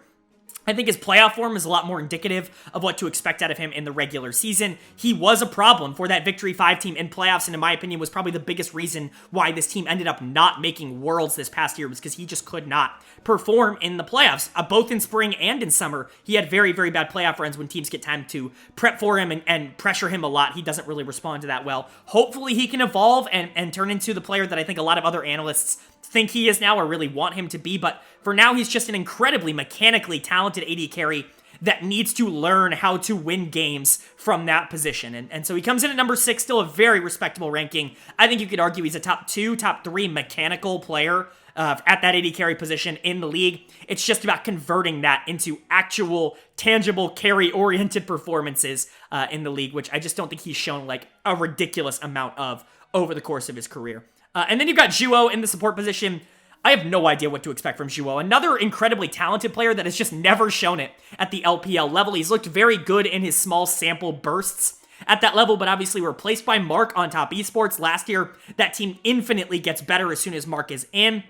Even the year before, super disappointing year for Juwo when he's been given the reins. Hopefully him and Fodic can kind of, mend some of the fences. They weren't very good on Top Esports together, and so hopefully they can mend some of that and bounce back. But honestly, I expect quite a bit of regression from this Ninjas in Pajamas bot lane, and it's a big reason why I have them as low as number 9. I would not be surprised if this bot lane was one of the lower tier ones in the playoff range. Obviously, I don't think they're going to be like a bottom 5, bottom 6 bot lane in the league or anything like that, but if they weren't top 5, it wouldn't shock me. Like, it certainly wouldn't be the most insane thing in the world to me. Juwo comes in at number 12. He's got a lot to prove. He's been given another chance. This, for me, is like the final chance. If he can't make this work, that's when I start to give up on my Juwo hype. He's a very talented player that I've hyped up on this channel in the past because he has shown a lot of propensity to control the game and work with his jungler really well. He's just never really shown a consistency to be able to do that in the LPL, and so hopefully he can turn that around. Hopefully he can be that for Ninjas in Pajamas this year. But overall, the outlook for this team is, I'm a little bit pessimistic. I really don't see this team as like a Worlds contender. I don't think this is a team that will end up making the World Championships. And I don't think this is a team that really has a ton of aspirations to. They've got a lot of young players. Dream, obviously, super young. Fodic really, is young, obviously, a little bit more experienced, but is a little bit young. Xiaolan Bao really hasn't proven a lot since his time on RNG. Invincible coming in, Juwo coming in. There's a lot of question marks on this team for me, which is why they fall all the way down to number 9. Remember, this was a team that was pretty consistently in the top 4 all of last year until they just choked it away in the playoffs. And so I don't think they're quite the team that they were going into last year. But, you could get some good performances if Xiaolan Bao really steps up as that carry-oriented jungler. And really, if Dream and Fodic are who we think they can be in terms of, like, mechanical talent, this team definitely could compete for a world spot. It's just not something that I think I'm going to predict. They fall at the bottom of the B tier for me and at number 9 in my power rankings. Moving on to number 8 in my power rankings, we're really starting to get into some teams that are going to make some people mad. Obviously, I assume that started with Ninjas in Pajamas. I imagine I've already received about 19 or 20 what are you talking about? Fodic is the best player in the world comments. Love you guys, by the way. Really appreciate the comments. It really does mean a lot. I love having those discussions. Don't feel like I'm ragging. But getting into number 8 here, I think we're going to have another little bit of a controversial one. Another team that I think definitely falling a bit, at least from their playoff performances. Maybe not necessarily from their regular season last year. Coming in at number 8 for me in the B tier is going to be LNG Esports. And I think this lineup is actually pretty interesting, but this is kind of a good excuse for me to talk about a little bit of my process going into how I rank these teams and what I personally value. So they come in at number 8. Their lineup is looking like Zika in the top lane, Tarzan in the jungle, Scout in the mid lane, LP at AD carry, and Hang at support. A lot of top-end talent on this team. A lot of talent that I would consider world's caliber talent, as I think a lot of people would agree with me on. Tarzan, obviously a world's caliber jungler. Scout, a world championship caliber mid laner, as we all know. A world finals MVP caliber mid laner. There's a lot. Hang is a really good player. Like, there's a lot of really good talent on this team, but this does give me a good chance to talk about why I can only judge a team by its worst players so much, right? Like, you are only as good as your weakest link, and that is shown to be really consistent over the course of League of Legends history. A team with some top-end talent and some lower-end talent typically isn't going to be as consistent as a team with a bunch of really solid players, even if they don't have the same kind of top-level talent. That's why LNG does fall down to number 8 for me, because I think the weakest links on this team are definitely a little bit of a question mark. So let's go ahead and get into the lineup. Let's talk about Zika in the top lane first. One of the links that I do think is the weakest on this team. He's going to be coming in from Invictus, obviously has had some pretty okay years, but I've been hearing a lot of hype surrounding his name for the past little while, and I just have never really seen it at an LPL level. That Invictus team has never really looked all that good, and he's never really looked like the player that's pushing them forward. I've talked about June quite a bit on Invictus being a one-man army for that team, kind of pushing them forward. He looked really good, and yes, he did play topside quite a bit, but I would consider that jungle position to be significantly more impactful for why IG has been able to win games over the past few years than Zika in that top lane. So it's interesting that LNG takes a pretty big punt on a player that really doesn't have a ton of track record to back it up in the LPL. I know a lot of people are super high on his mechanical skill, and while he does show it, he really hasn't shown any propensity to be able to carry games with it in the LPL so far. Hopefully he can turn that around, but for me, he's going to come in at number 11. It's one of the lower rankings for this B tier, quote-unquote, teams, at least for top laners. That does put him in that range of players that aren't going to perhaps lose you the game, but I do think he is a little bit of a step down. Like I said in the previous ranking, same with Invincible, from players like Cube and ZDZ that have shown some willingness and some ability to carry games, even if they're not going to do it all that consistently and don't really need to be the strong side. I don't think Zika is quite in that same category. I think he is in that same category as a player like Invincible that we just talked about on Ninjas in Pajamas, where he's a good player, not necessarily someone that's going to hold your team back, but really not someone that's going to push the needle forward, and that's definitely not what you want to see from a top 8 team in the LPL. Where you make up for that is this jungle mid duo. Tarzan in the jungle is fantastic. He had a bit of a down year last year in the regular season, but really started to turn it around in the playoffs. Had a very good playoff run, almost made Worlds in the regional gauntlet there for LNG. Was really, really solid in the games that mattered the most. Him and Doanby never really felt like they had a good connection as a jungle mid duo, and that's always been super important to Tarzan. For as good of a carry jungler as he is, I've always felt that he is at his best when he can just play around a mid laner that loves to take the resources. Obviously, Chovy comes to mind, but even a player like Icon the year before, Icon is surprisingly resource heavy. I don't think a lot of people associate that with him, but Tarzan on these more initiating tank-oriented picks, obviously the Sejuani comes to mind. I think it's his best pick by a long shot, but even things like the Gragas, these more quote-unquote supportive picks, not the damage-oriented carries, I think is really where he shines. So being able to get a mid laner that he can play around in a more aggressive style, I think has always been positive for him. That's why I don't think the fit between him and Doanby was necessarily there all of last year, but for whatever reason, it didn't work out. Tarzan is still that guy. Before I knock him down, below top 5, he didn't play like a top 5 jungler last year, but I'm not going to knock him down just because of one bad year, especially when he had such a good playoff run. That really does give me confidence that he can get back to that point. Especially because you're bringing Scout in here, obviously former finals MVP, leaves EDG. EDG has kind of a mini blow-up this offseason. We're yet to get to them because I do think they replaced their team quite well. But Scout coming in here to play mid lane, I like it. I really like this pickup for LNG. I think this is generally a net positive for the team. I think he will be more beneficial to LNG than Doanby was last year. And Doanby is a good player. Don't get me wrong. I think Doanby might even be a better player than Scout. I think they're probably right around the same skill level, but I think Scout and the way he plays the game is going to be more positive. He's definitely a more carry-oriented mid laner, loves to play those control mages, loves to scale into the late game and team fight. I think that's exactly what Tarzan likes out of his mid laner. Obviously, he got that out of Chovy. I think Scout has a relatively similar playstyle. It's not that that's the only thing he can do either. He's shown the past few years that he can adapt to that roam playstyle he did towards the second half of last season. That's really what pushed EDG over the edge and got them into the World Championships. And so for Tarzan and Scout, you're really relying on this mid-jungle duo to be the thing that carries LNG across the finish line. If they can be like a top, 1 or 2 mid-jungle duo in the league, which I certainly don't think is out of the realm of possibility, this could be a team that does end up pushing for a world spot. But to say that the rest of the team around them is solidified and really strong, I just don't think is necessarily the case, because you look at the bot lane here, you've got LP and Hang coming into the bot lane. I'll talk about Hang first because I want to get to LP last. Hang's a really solid player. Had a little bit of a down summer. Him and LWX looked really good in spring and just didn't have that same fire in summer. If he can get back to the form that he was in spring and even the year before on Rare Adam where he was fantastic, I think he could be a top 2, top 3 support in the LPL. He really was that in 2021 and for the beginning parts of 2022. He just really wasn't able to hang on to that. And so, pun actually not intended there. But he is a really solid player, and I think when you're looking at a top 3 of Tarzan, Scout, and Hang, that's a really solid top 3. Where I start to get a little bit concerned is LP in the bot lane. Watched a bunch of him in the LDL, was not impressed. In fact, I really didn't like his tape at all, if I'm being honest.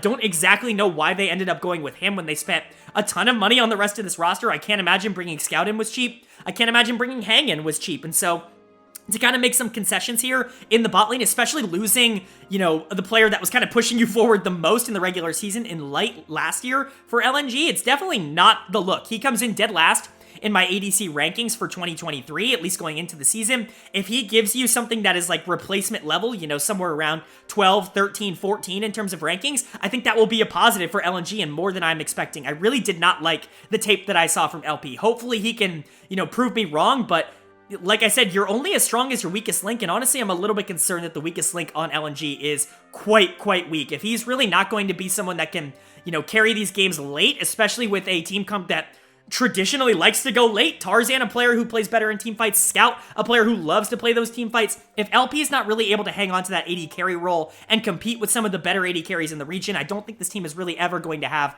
a shot at making the World Championships, which is why they fall all the way down to number 8 here, even though they might have a top 2, top 3 mid-jungle duo in the league. That's really where I land on LNG. So overall, where do I think they stand? They are an incredibly top-heavy team in terms of talent, but I think the bottom end in terms of talent might hold them back. Hopefully Zika can finally start to live up to some of the promise that a lot of people had for him when he entered IG and when he entered the LPL. Hopefully LP proves me wrong and is at the very least a serviceable AD carry. Especially playing with Hang, he's going to be given every opportunity to be that, but I just don't know if I have a ton of faith in his mechanics. But Tarzan, Scout, Hang, very solid players, and I think they could be strong enough to give LNG fans hope. Just for me personally, it's not going to be enough to put them, you know, near that top 6 where I think you really start to talk about Worlds contention. That's going to bring us to our number 7 team in the power rankings here, and our final team in the B tier. Remember, the B tier is teams that expect to make playoffs. These are teams that are built and will probably be going into the season with the expectation of playoffs, but probably aren't on the world's trajectory. But I don't know, the top of B tier is certainly an interesting choice here, and this is a team that I am planting my flag in. It's probably the team that I have the highest in comparison to maybe other teams. Maybe anyone's legend is in that conversation as well, but coming in at number 7 and coming in at the top of B tier for me is going to be, oh my god, OMG. Coming in all the way at number 7 here.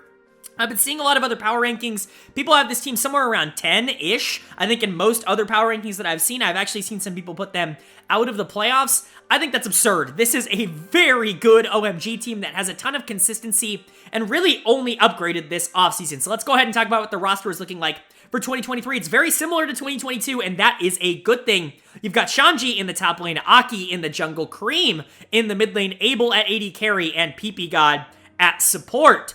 Really, this is basically the OMG that we got last year in 2022, a team that really did show a lot of progression throughout the year, a team that showed a lot of ability to continue to grow with a lot of this young core really working well together. Obviously, a lot of people are going to point to the solo lane duo, and while yes, the solo lane duo is fantastic, Shanji and Cream really are 2 of the brightest young stars in the league. I really think Aki took a step up last year and really started to gain that consistency we've been looking for from him. And Abel, I think, looks fantastic. Obviously, he's known for his Samira, and he's a top 4 AD carry in the region when he gets the champion. But even outside of Samira, he's really started to grow into some of these more aggressive picks. And playing bot side with him has really been a positive game strategy for OMG. And that's really what I like about this team. We'll get into that a bit later, but you can really play through anyone on this roster. They're incredibly versatile in how they want to play the game, and I think that is really positive. So let's go ahead and go roll by roll talking about these players, starting with Shanji in the top lane. There was a lot of buzz surrounding Shanji this offseason with him being, you know, reportedly picked up by some of these other top-tier organizations, quote-unquote, that OMG just kind of hasn't been in contention with over the past few years, but he does stick around with OMG. I know LNG was kind of the big one. They end up getting Zika instead of Shanji. I'm not sure if that's because Shanji wanted to stick with OMG or if they chose Zika over him. Either way, it is fantastic for Shanji and for OMG specifically to maintain with this core. He has been great, and he has gotten better year after split after split after split, really. I mean, he was great in spring of last year, and he was even better in summer. This OMG team really surprised a lot of people being able to make playoffs last year in summer, and I think it certainly didn't surprise me because I've always been a little bit higher on the solo lane duo, but Shanji just kind of ranks right above that tier of, consistent top laners. I think he comes in one spot above Cube in my top lane rankings. He is kind of that pinnacle of a player that maybe is going to have a little bit of downs, isn't going to be perfect, isn't this completed project like, some of the top 3 or 4 top laners in the region are, but can win you games. Like, it can actively be a carry presence that you dump a ton of resources in and can win you games at an LPL level. He really is that good, and it's a huge boon for OMG to have been able to keep him around. You've got Aki coming back here in the jungle. I don't think individually Aki is some phenomenal player. I have him ranked as low as 14th in terms of jungle. That's just because, again, I've talked about this a lot. Jungle is an incredibly deep role, and 14 in jungle is more like, 10 or, 9 or 10 in some of the other regions, right, in the LPL, but Aki's a solid player. He's certainly not someone that you're going to freak out having in the jungle if you are a team that is trying to compete for a playoff spot, and that's where OMG is at, especially the synergy that he's been able to develop with these 2 solo laners. I think it's definitely made them, all 3 of them, look a lot better, and bringing back Aki here, while he may not be the most individually talented player, I do think he makes OMG better.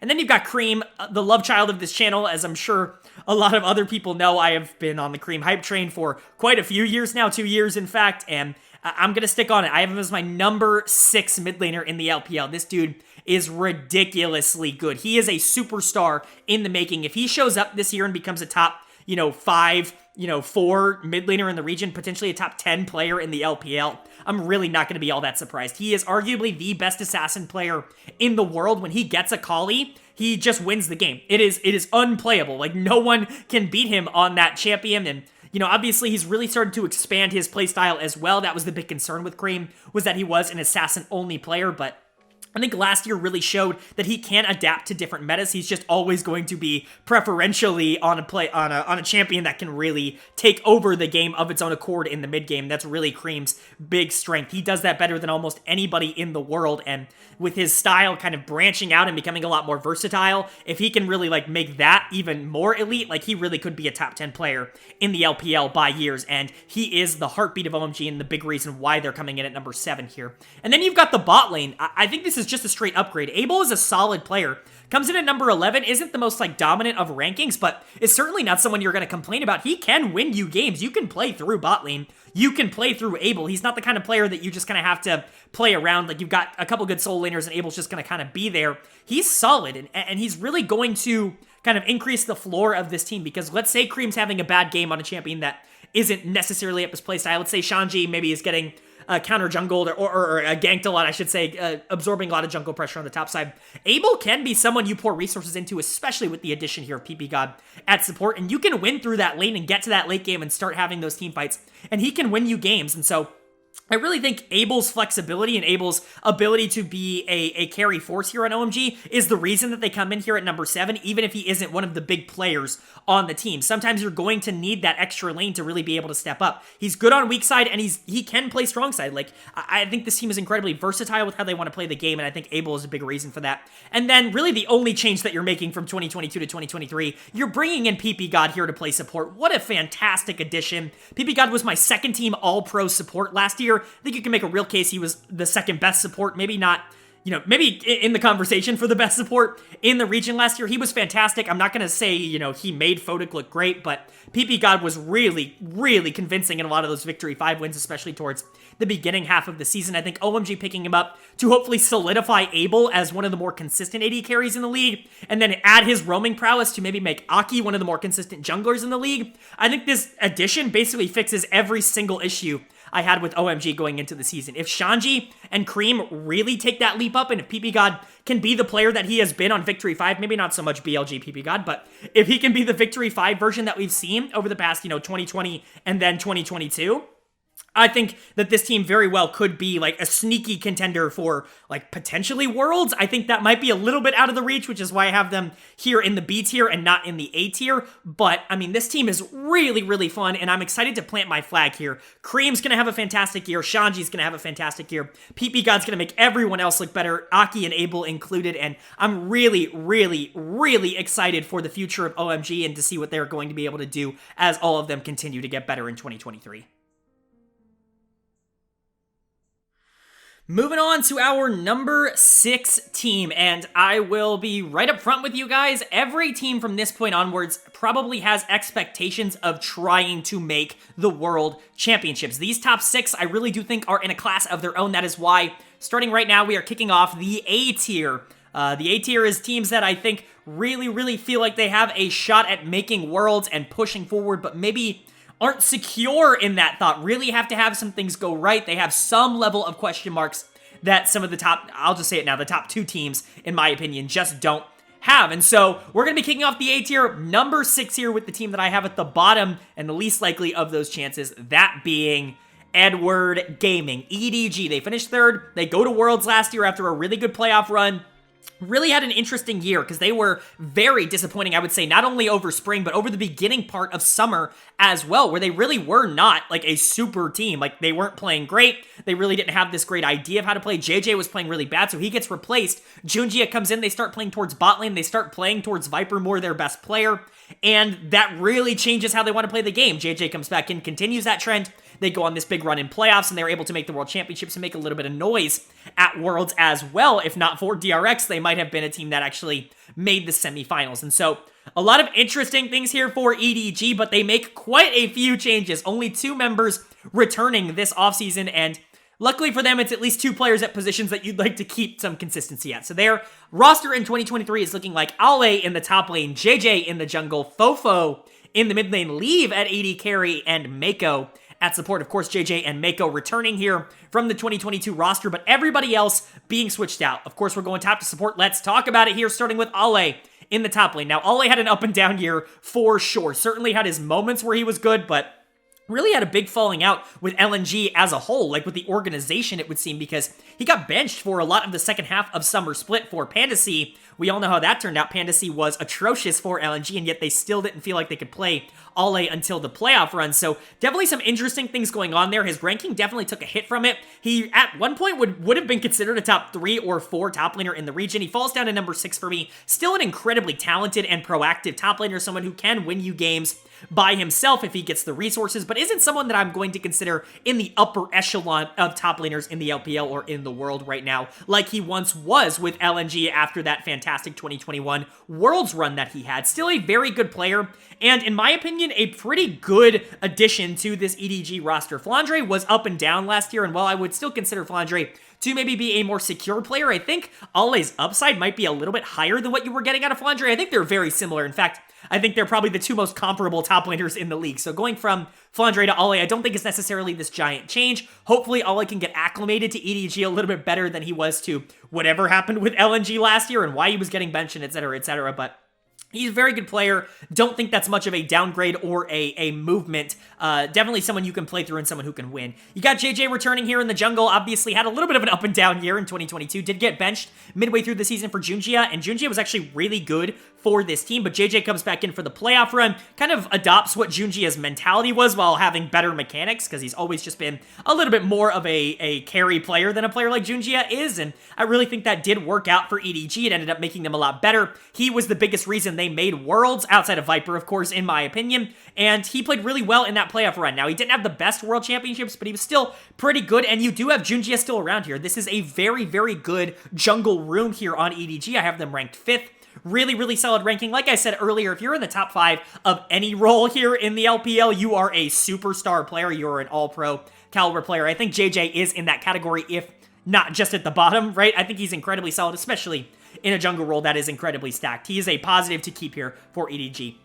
Where I have some question marks, actually, more so than ADC, which we'll talk about in a bit, which is ranked way lower, is the mid lane here with Fofo. I have him ranked at 7, and that's very generous, considering what he gave BLG last year. He was a disaster for that team. He ended up losing his starting spot to Icon midway through the season, and Icon was just simply better. Fofo got some chances as the season went on to kind of compete for that job with Icon, and he was not as good. He was just losing those chances, and so hopefully you're getting a better version of Fofo, but if you're getting 2022 Fofo, this is not a good addition. This is a pretty big regression from what you got out of Scout last year. Hopefully you're not getting that. I think even at its best, this is probably still a small downgrade from Scout. Scout's just a better player. Fofo's a carry-oriented player, not somebody who really wants to play for his side lanes. He's not someone who really wants to, sacrifice his own leads in order to get others ahead. He's definitely more of a carry. I don't want to say selfish. That's kind of a bad word here, but a carry-oriented, a resource-heavy mid laner, and that can work on a team with like JJ and especially a bot lane that might not need a ton of resources, but it's certainly not optimal, and it's not going to be the same as what Scout gave you. I would expect this to be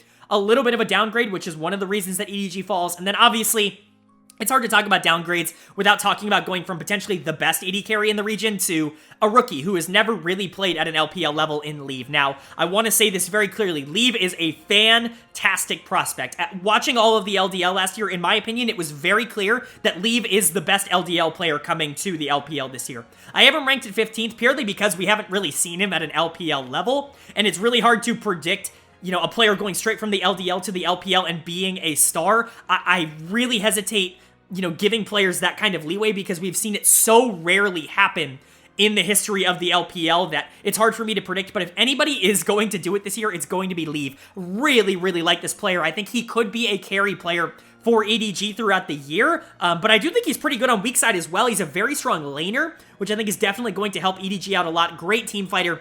Honestly, he's going to shatter this number 15 ranking. This is honestly just the disrespect for not playing in the LPL. He will probably be closer to 7 or 8, maybe, somewhere in that range, maybe a little lower, maybe a little higher, somewhere in that range, right? Throughout the year, he does have that kind of talent. I just need to see it at an LPL level first. It is very, very, very, very likely that he outperforms this ranking, but for now, he comes in as quote-unquote the weak link of this team. I very much doubt that will play out. If anything, I think Fofo might be the weak link of this team. And then, of course, you've got Mako in the support position, someone who's been one of the best supports in the world for many, many years now. He comes in at number 3 in my support rankings.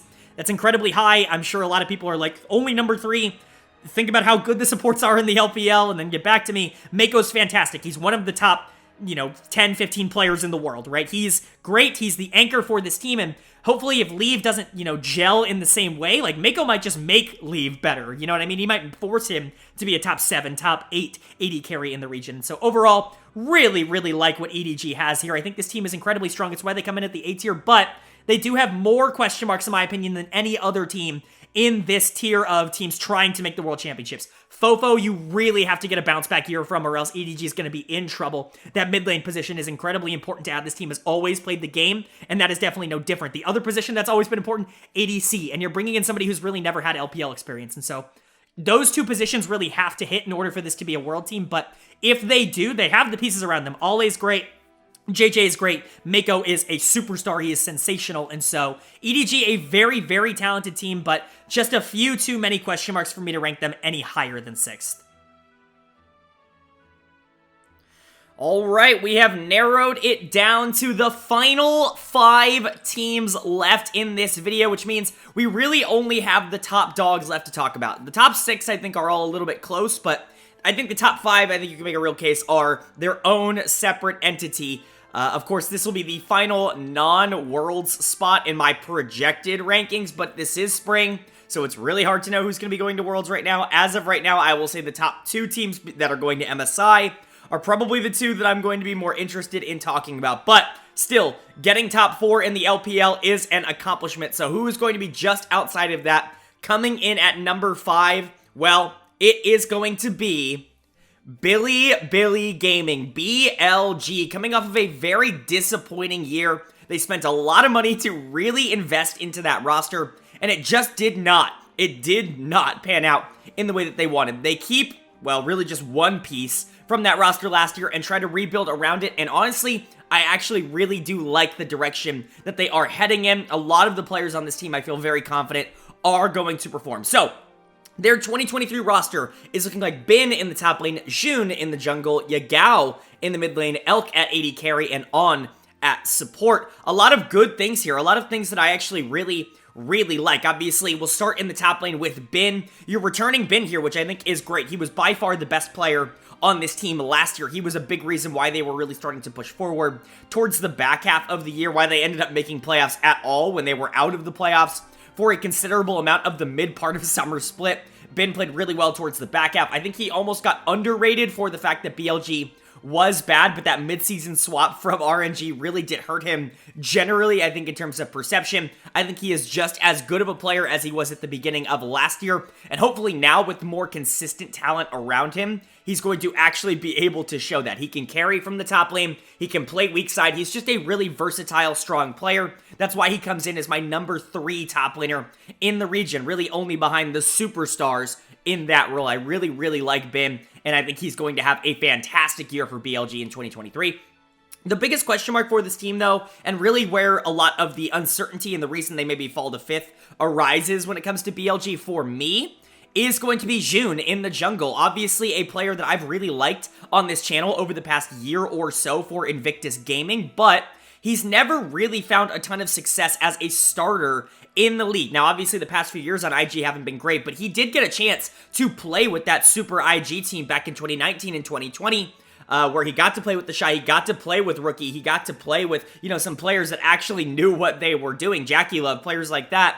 And it didn't necessarily work out in the way that I think they wanted it to, obviously. He's being given another pretty big opportunity here on BLG. He has improved a ton since the last time he was given an opportunity with players like this. And obviously, it's a much different configuration. You've got laners, in my opinion, that are a little bit more willing to kind of leave and help, I think, than normal, especially in the mid lane. Yagao is very much the shove and roam superstar out there in the mid lane, which we'll talk about in a minute, but really, I think a lot of this team's success, if they want to be like a top 4, top 3 team in the LPL, is going to be reliant on whether or not June can kind of take that leap, turn that corner into becoming one of the better junglers in the league. Now, I have him at number 9, which might seem pretty low to start off, but obviously, like I said earlier, jungle is ridiculously stacked, it's ridiculously loaded. You can probably see that from a lot of the rankings up till this point. It is just really, really hard to be in the top 6 or 7 junglers if you're not, like, already an elite player. And so June coming in at 9, do I think he could crack, like, the top 5 by the end of the split? I think it's realistic. I think he has that kind of talent if he wants to, you know, really progress in that direction. Maybe him and Bin form a really nice partnership on the top side. Maybe him and Yagao really become this, like, roaming, map-dominating duo. Kind of similar, obviously, to what Kanavi and Yagao were last year. I'm not going to say June's going to be Kanavi, but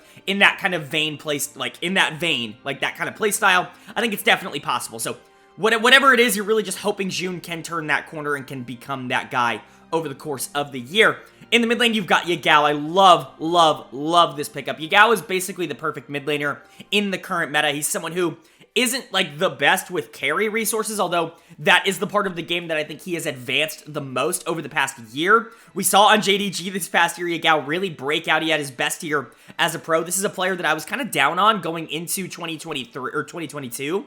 Mostly just because it felt like, well, he's a good supportive player, but not really someone that's ever going to be able to take over the game. And then he had an MVP caliber season. Obviously, a lot of players in the LPL had an MVP caliber season, but he was in my top 3 for MVP votes last year. He is a fantastic player that absolutely deserves to be on a top team. Now, he doesn't have Kanavi anymore. That's going to be a big loss for him. It's going to be interesting to see if he's still able to create that giant partnership, that shove and roam, very supportive mid lane style, and do that with a jungler that is maybe a little bit less experienced, a little bit less controlling like Kanavi was. It'll be interesting to see if he's going to have the same kind of impact, but if anybody's going to be able to do it, it's going to be Yagao. His 2022 was phenomenal. Me ranking him at number 4 honestly feels a little disrespectful to how good he was last year, but with how strong the top end talent in mid lane is in the LPL, it's really hard for me to rank him higher than some of the other mid laners at the top of the rankings. Just a spoiler alert, not that it's all that surprising. The 3 above him are Knight, Xiaohu, and Rookie. Not that that really is, it's hard company to break into, right? Those are all fantastic players. And so,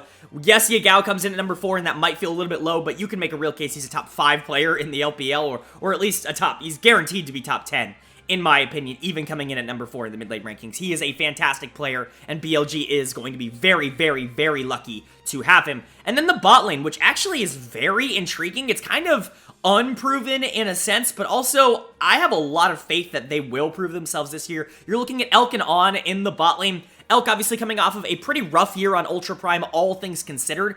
He was fantastic 2 years ago on WE when they were making their push to make the World Championships in 2021. He ends up getting contract held and having to go to Ultra Prime on a team that really can't put a lot of talent around him. But think back to spring when that team did have a little bit of optimism, when it really felt like him and Xiaoxi were clicking.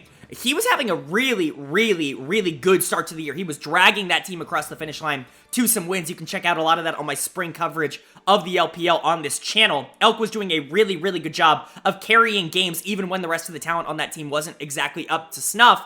The wheels just kind of fell off by summer, which I really don't blame him for. It happens. You can only 1v9 carry so many games before the team just kind of falls apart. I'm hoping Elk with a better system around him here can get back to closer to what he was in 2021, which was a top 4, top 5 AD carry in the region. I have him somewhere in the middle, around number 9. I think he could be much higher than this. He has the talent to be a top 2, top 3 AD carry in the region. He really does, and he always has had that level of talent. He's just going to get his form back. I think playing with On here in the bot lane could help him a lot. On's a player who I really like. If you go back and watch a lot of my videos from 2022, when I talk about Weibo, I'm often talking about On. I thought he was the best player on that team last year. Him and Huanfeng I thought were both fantastic.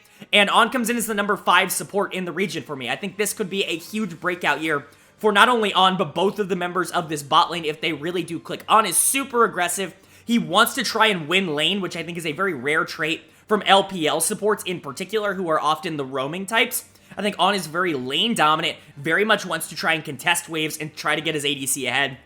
And I think that's going to be great for BLG. Elk is the type of player where if you give him that lead, he's going to be a fantastic late game team fighter. You have a lot of supportive pieces on the map here as well that are going to be able to enable that. Yagao potentially roaming bot, Jun potentially going bot. This could be a very interesting dynamic here for BLG if they want to invest a lot into Elk. But even outside of that, maybe you want to do some more crazy plays. You can play for Yagao. Hell, you can play for Jun on this roster. Bin's going to do his thing in the top lane. Jun can play for Bin. I doubt On's going to be going top all the time as a consistent strategy, but obviously you can make some crazy plays up topside with Bin, a super aggressive and very talented laner as well. I think On's presence on this team just opens up a lot of the macro decisions that they are going to make. I think Elk and On together could potentially form a top 3-ish bot lane in the LPL, and we could very much be looking at them at the end of the year as the reason BLG is near the top of the standings if everything works out. And so what do I think of BLG overall? I think they're a fantastic team. Obviously, they're in the A tier for a reason. I think they're going to have a much better year than they did last year. I think this kind of collection of talent is just more,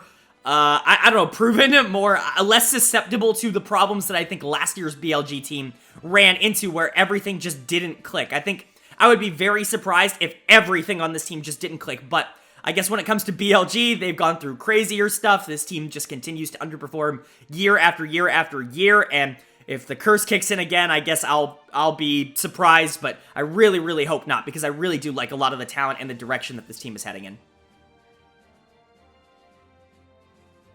Moving on now, we have finally hit the top 4 teams. Top 4, obviously very important. 4 teams from the LPL go to Worlds. A little bit early in the season, I would say, to be talking about Worlds participation and Worlds qualification. Probably only really the top 2 worth talking about in the power rankings for MSI right now, but it isn't kind of important to note what teams I think are really pushing for a world spot towards the back half of the year. These 4 teams, I would say, are in the lead just on paper. Obviously, we'll see how they all pan out, but on paper, coming in at number 4 in the middle of this A tier of teams trying to make the World Championship is going to be Weibo Gaming. Coming in at number 4, pretty high ranking for a team that, honestly, I think I've been a little bit lower on, or an organization that I've generally been a little bit lower on over the past year or so. I actually really like the moves they made. I compare them a lot. 5th and 4th I think are very similar. Weibo and BLG I think are similar in a vein, but I think Weibo just did it a little bit better, and I'll explain why as we go through the team here,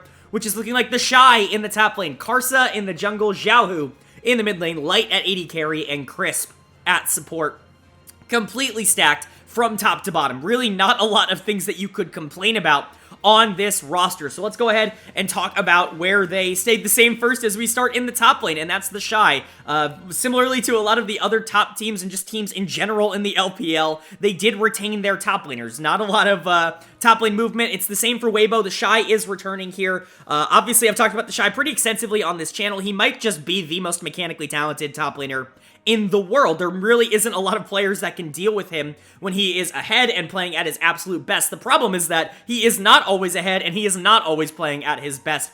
Probably the most volatile player in the top 5 of any of these positions. He could single-handedly win you games, and honestly, he could single-handedly get you to Worlds. He's that kind of player, but Oftentimes in recent years, we've seen a lot of drawbacks to that playstyle where he can push ahead. He can be very punishable by opposing junglers, and honestly can be punishable by opposing laners if they just pick passive matchups and try to outscale him, because he's really not all that great from neutral. But if he is able to get ahead, if he is able to use his incredible mechanics to beat his enemy laner, to generate a lead, to kind of snowball the game out of control, there are hardly any players in the world that are better than that, than the Shy. Of course, he's not going to be a top, 3, top 4 top laner to me, just because I do think some of the games that he gives you are not indicative of a player that I can put in the top 3, top 4 top laners. He is just way too inconsistent to be considered one of the best in the league, but he had a very, decent bounce back year, I would say, last year.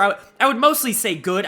He definitely gave more good than bad, in my opinion, for Weibo after having a couple of really bad last few years on Invictus. Comes over to Weibo and I think really does kind of level up a bit back closer to what he was in 2018 than what he was in, say, like 2020 and 2021. And so overall, good development from the Shy, hopefully, again, now with a much better team around him than he had last year, or at the very least, a much more talented team around him than he had last year. Perhaps he's going to get less pressure from opposing junglers, from opposing teams, and that could give him more leeway to be able to generate his own leads. That's kind of what you're hoping for with the Shy here, but even if you just get what you got last year, you're probably going to be happy with that. Then you get to kind of the biggest puzzle piece, I would say, for Weibo, and that's going to be Karsa in the jungle. Talked about this a bit earlier when we talked about Ninjas in Pajamas. Karsa had a very interesting year last year. Started as the starting jungler for Victory 5 and really looked to be, kind of pushing that team forward. Him and Rookie had a very good connection on that team, but things really fell apart towards the back half of summer. He ends up getting replaced by Zhao Lumbao towards the back half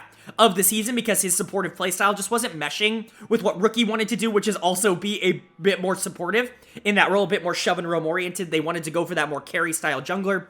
That's why I have a little bit more faith that Karsa is going to have a bounce back season here in 2023 than you might see in some other analysts. I think last year's meta, and specifically the team composition and the player composition that they had on Victory 5 wasn't particularly conducive to Karsa being a huge success on that team. I have a pretty solid feeling that that is going to change back to kind of the norm in 2023. I think you put players like the Shy and Xiaohu around Karsa, he's going to have the opportunity to play for these laners again, be that more supportive, kind of enabling style jungler that we always talk about with Karsa, and I think that's really going to help him get back to his comfort level and back to his ideal playstyle. I have him at number 6. That is actually above Zhao Lumbao, which I know a lot of people are going to be mad about, but I do have a lot of faith that Karsa is going to have a pretty solid bounce back year, and reuniting him with Xiaohu in that mid-jungle duo, they worked super well in RNG a couple of years ago. I have no doubt that it's going to continue here. Both of them are fantastic pros.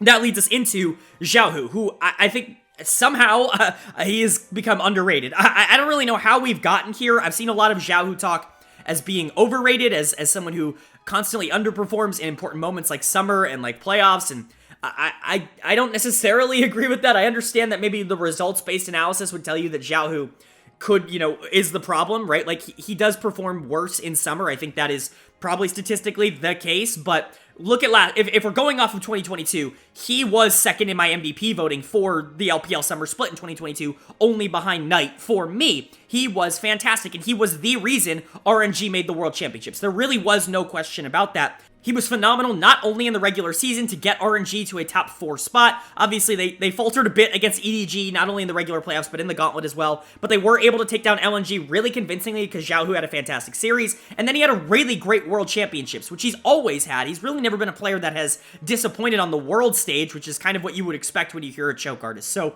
to me, Xiaohu is still one of the elite players in the world, one of the top 5 players in the LPL, and a fantastic addition to this Weibo gaming team. You get him reunited with Karsa in the jungle. I think that duo is going to be really good. Xiaohu is fantastic as a carry-oriented player, obviously has really adapted and molded into a more supportive style mid laner in recent years to play with Wei, who is a more carry-oriented jungler. But I think Karsa and Xiaohu together is going to give Xiaohu a little bit more flexibility to kind of be that superstar player that we know he can be. You also have a very solid bot lane and a more explosive top side, so perhaps you want to do a lot more roam plays with Karsa and Xiaohu as a duo, and that could work really well with, I think, the construction of Weibo here. I think Xiaohu's going to fit really, really seamlessly, and obviously I'm super high on him as a player. People are going to underestimate him again going into 2023, as they seem to do every year, and they're going to get punished for it. As for the bot lane, Light and Crisp could be fantastic. Everybody who follows the channel knows how high I am on Light. I thought he was fantastic last year. He was the reason LNG almost made the World Championships. he really, really, really clicked and broke out last year. You can talk about Light kind of being the weak link on a lot of those LNG teams, mostly the one in 2021 that made Worlds. You could talk about him not really being the player on the team that was pushing it forward. All of that changed last year when he really became the focal point of the energy for LNG's resources when Tarzan and Doinb really weren't clicking in that way. A lot of those extra resources, I would say, went to Light, and he absolutely made the most of them. He looked fantastic.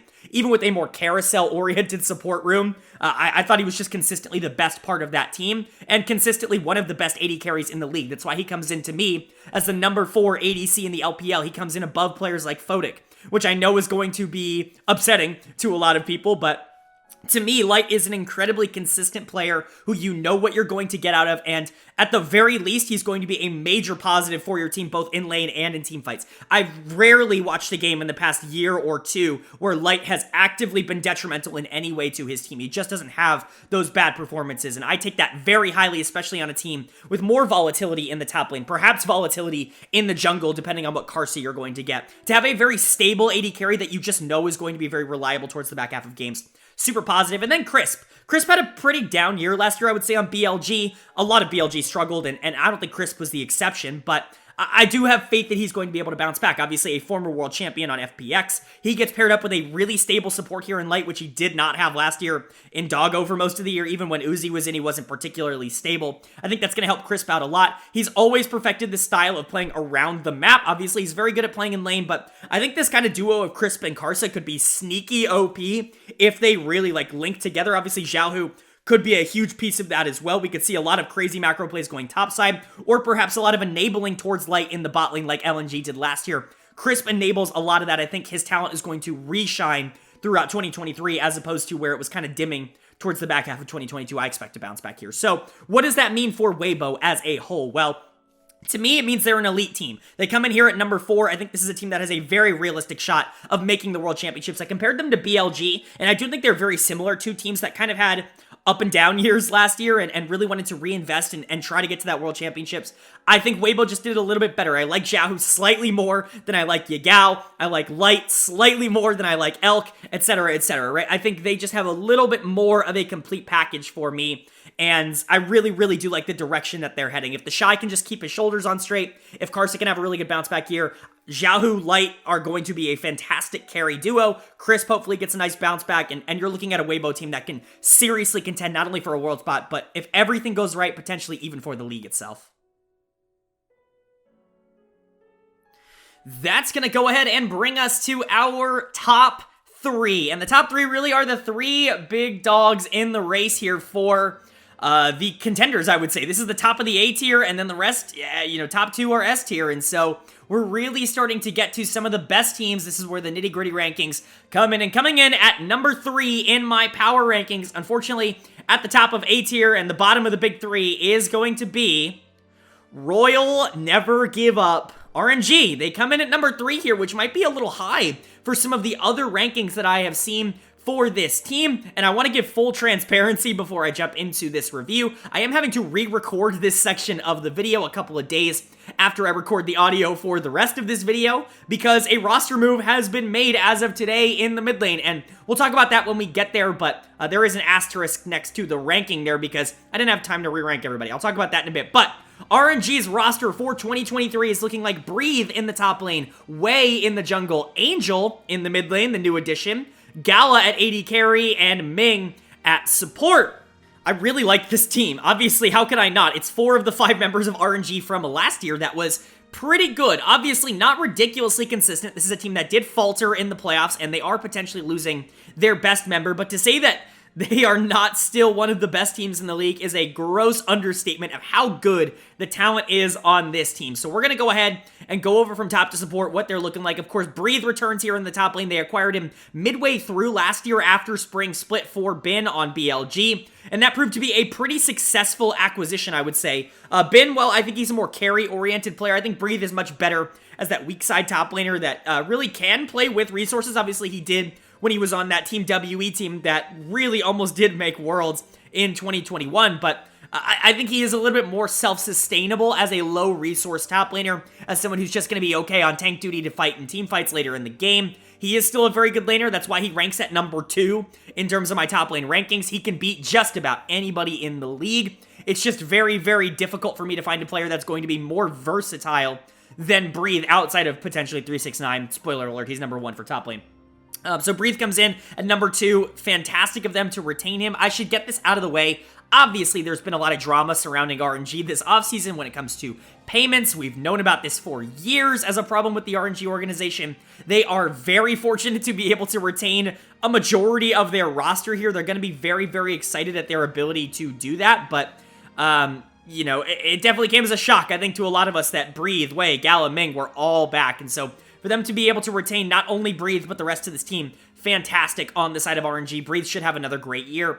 Wei, I'm a little bit interested to see. I have him ranked number third. I have him ranked 3rd for junglers. I think that's a pretty accurate ranking as to where he is right now. But it's going to be interesting to see where he goes this next season. This will really be the first one that he has had to play in quite a long time without a really strong mid laner, as we'll get to in a bit.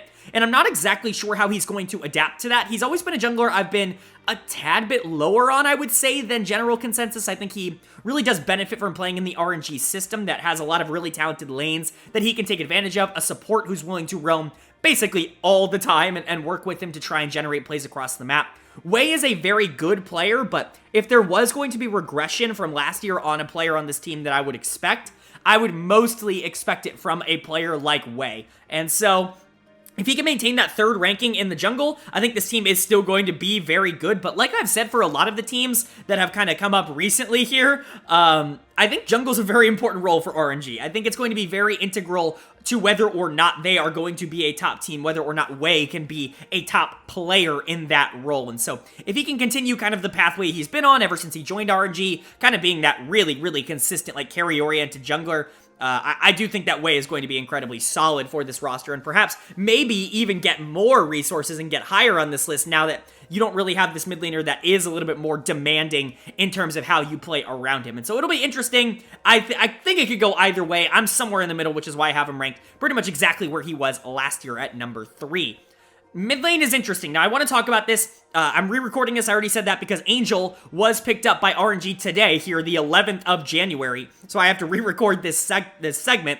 One thing I don't want you to think is that I rank Angel as the 15th best mid laner in the region. I don't believe that to be true, but unfortunately, I'm not re-recording this entire video in order to fit Angel's rankings in, and I've already ranked every other mid laner. I had Tong Yuan here, who was their academy, or their, you know, their Royal Club LDL team mid laner. It looked like he was going to be the only mid laner on the roster until they signed somebody, and I mentioned that in my analysis. I did not think they were going to sign somebody before a couple of days before this video came out, and so re-recording this to make sure I can get Angel in here. That 15 ranking would have been for Tong Yuan. Obviously, Angel's probably a lot closer to 7 or 8 or somewhere around there, maybe even like 6.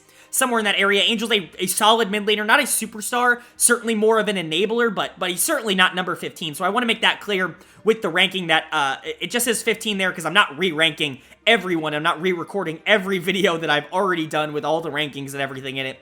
Effectively, you know, they're going to get the grade for 15, but Angel's going to be a lot closer to 7. But what does Angel offer this team as opposed to what they had in Xiaohu last year? Well, I think it's actually pretty intriguing. You're going from a really, like a top-tier player to a more mid-tier player, a more niche-oriented player in the skill set that he offers. He's a solid mid laner, certainly not someone that I would feel really bad having on my team if I was trying to contend for an LPL title, but he's not a carry player. He's someone who really does need a good team around him in order to enable. That's what we saw when he was on Suning and they made World Finals. We saw that a little bit on Weibo last year, but honestly, he had a pretty bad year on Weibo last year. I've always notoriously on this channel been lower on Angel, I think, than consensus. Hopefully, I'm wrong. I do think he is the worst player on this team, but at the very least, it is important that RNG picked up a competent mid laner because this really is a team that is competing for an LPL trophy, and if they were starting a rookie mid laner that honestly wasn't all that, I mean, he was fine in the LDL. He's someone who I could see coming into the LPL and being a decent mid laner, but the expectations on him were just going to be simply too high for what I think he was going to be able to output from moment one. I think bringing Angel in raises the floor of this team a considerable amount and obviously makes them a lot better. So I like the signing, even if he's not some sort of superstar for this RNG team. And then you've got the bot lane. They are both returning. Gala, I've actually grown to like Gala a lot more than I did when I was covering this channel like a couple of years ago, I would say, Gala to me is a better version of what Fodic is. Everybody talks about Fodic as this ridiculously mechanically talented player that can win any game, and I agree with that, but Fodic doesn't necessarily create his own advantages. He's super reliant on his team to be able to generate those leads for him, and then he can capitalize on them. Gala, I think, is that, but he does generate his own leads. Like, he is a very solid laner, and he does kind of have that killer instinct. Yes, he gets to play with Ming, which I think is definitely a positive. He gets to play with, for my money, the best support in the world, but you know, I don't think that should take away from how good Gala has been. He's really evolved and turned himself into one of the best AD carries in the world. I have him at number 3, and I know some people are going to contest that. Some people are going to want him higher, but for me, he does come in just below kind of the upper echelon of mechanically ridiculous AD carries in the world. He's like the top tier of A+ in terms of like world ranking AD carries. I don't think that is a bad thing in any stretch of the imagination. Somebody's going to find some reason to be upset about that he's not S tier or whatever, but I think he's a very, very good AD carry, and you can win the world championships with Gala as an AD carry very, very easily.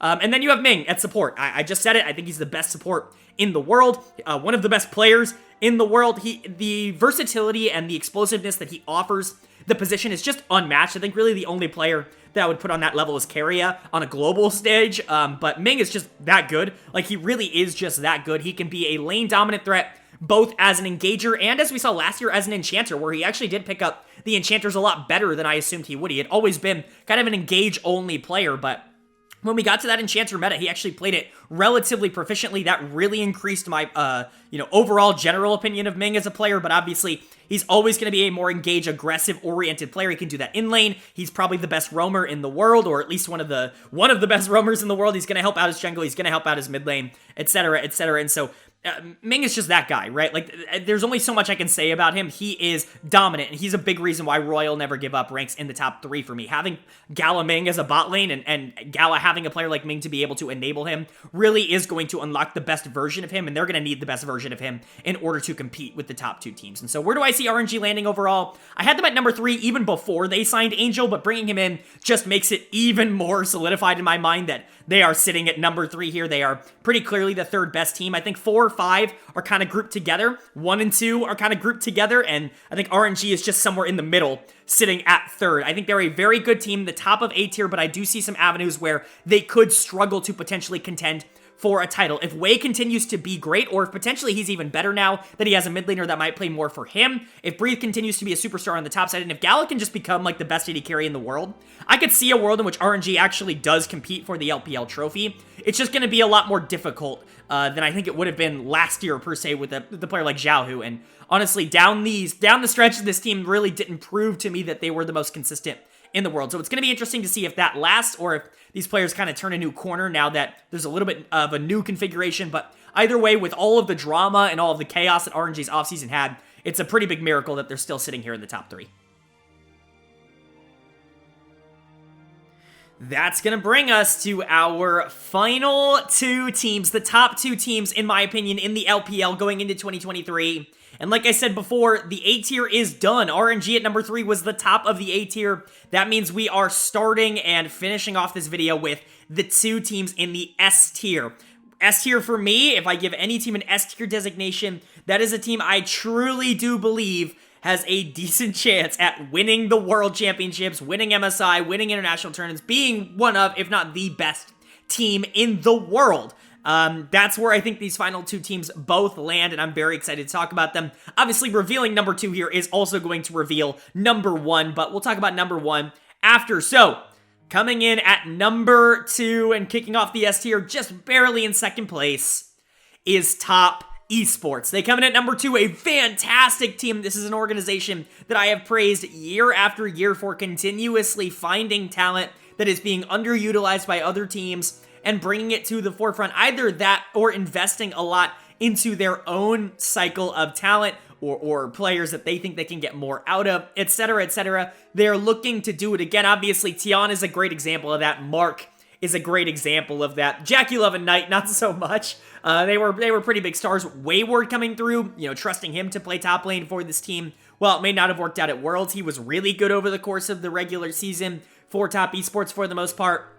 And you really only have one major change, so I guess I should go over the lineup. It's looking like Wayward in the top lane, Tian in the jungle, Rookie in the mid lane, Jackie Love at AD carry, and Mark at support. Definitely an intriguing 5 here. Very similar to RNG in the fact that it is basically the same lineup with the exception of mid lane, but a very different outlook when it comes to the mid lane replacement. So let's go ahead and talk top to support. About what I think of the players on this team and where I think they fit in game plan and style-wise and how I think this team operates. We'll start with Wayward in the top lane. Obviously, the narrative surrounding Wayward right now I don't think is the most favorable to him. He had a very bad World Championships. He was probably the biggest reason, not the only, I will get to that, but one of the bigger reasons why this team ended up not making it out of groups at Worlds this past year. Did not have a good group stage, was really outperformed by most other top laners, but if we just look at that tournament, we're missing out on a lot of the progression that Wayward did make over the course of the year. He was actually really solid on that summer run. He didn't have the best playoffs, he didn't have the best worlds, but he didn't really need to.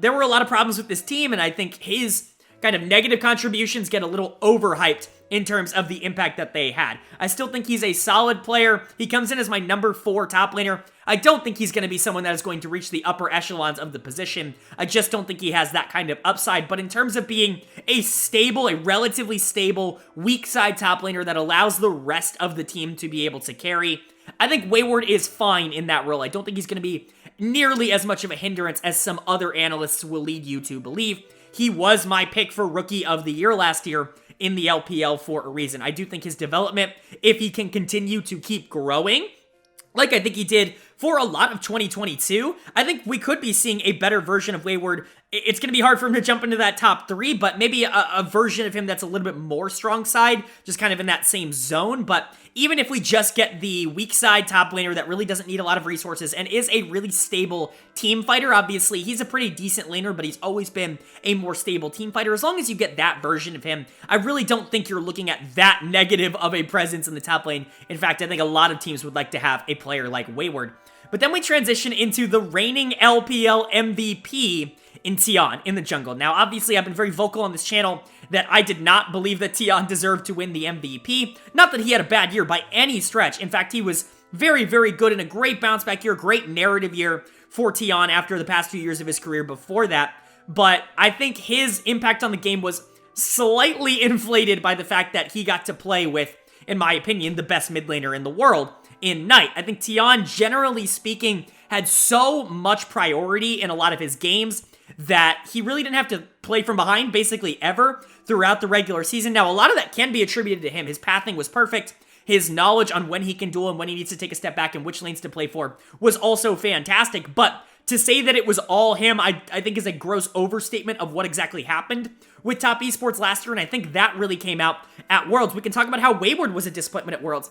I very much have not heard the argument that Tian underperformed at Worlds, and I think that was the more pressing problem, I would say, where Wayward might have been worse, I think, as a player, but Tian's, inability to play from neutral and really, not be this dominating presence like he was in the LPL was a much bigger problem towards Top Esports actually being able to win early games. And that's really what they fell into at the World Championships. This was a team that really liked to snowball and get out of control, Tian especially, and it really just wasn't happening. They weren't able to capitalize on games, and they weren't able to close them out in the latter stages, I should say. They're not the best late game team fighting team, which we'll talk about with the rest of this comp. But Tian just basically needs to get his mental back. I think if he is what he is last year, he's still going to be a massive positive to this team, but going into it, I'm not expecting another MVP level season. He's not my number 1 jungler in the region. He wasn't my number 1 jungler in the region last year. He was my second team all-pro jungler, and so for Tian, I do think he's a really solid player, but maybe not to the level that I think he showed last year.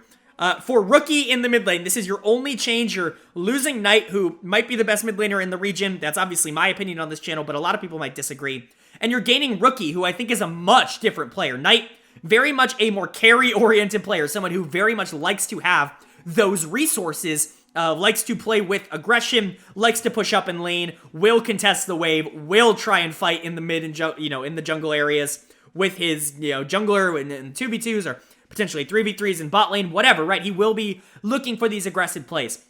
Rookie is not necessarily that player. I've always described Rookie as a little bit more of a passive version of Xiaohu, where Xiaohu, I think, is a very good player at being able to play both sides. I think Rookie is also a player that is very good at playing both sides, but Rookie has always been at his best when he can enable a really strong jungler to be able to push forward. Now, that might work really well with Tion. Like, that could be a very, very dangerous mid-jungle duo if Tion is a lot closer to what he was last year than he was in, like, 2020 or 2021.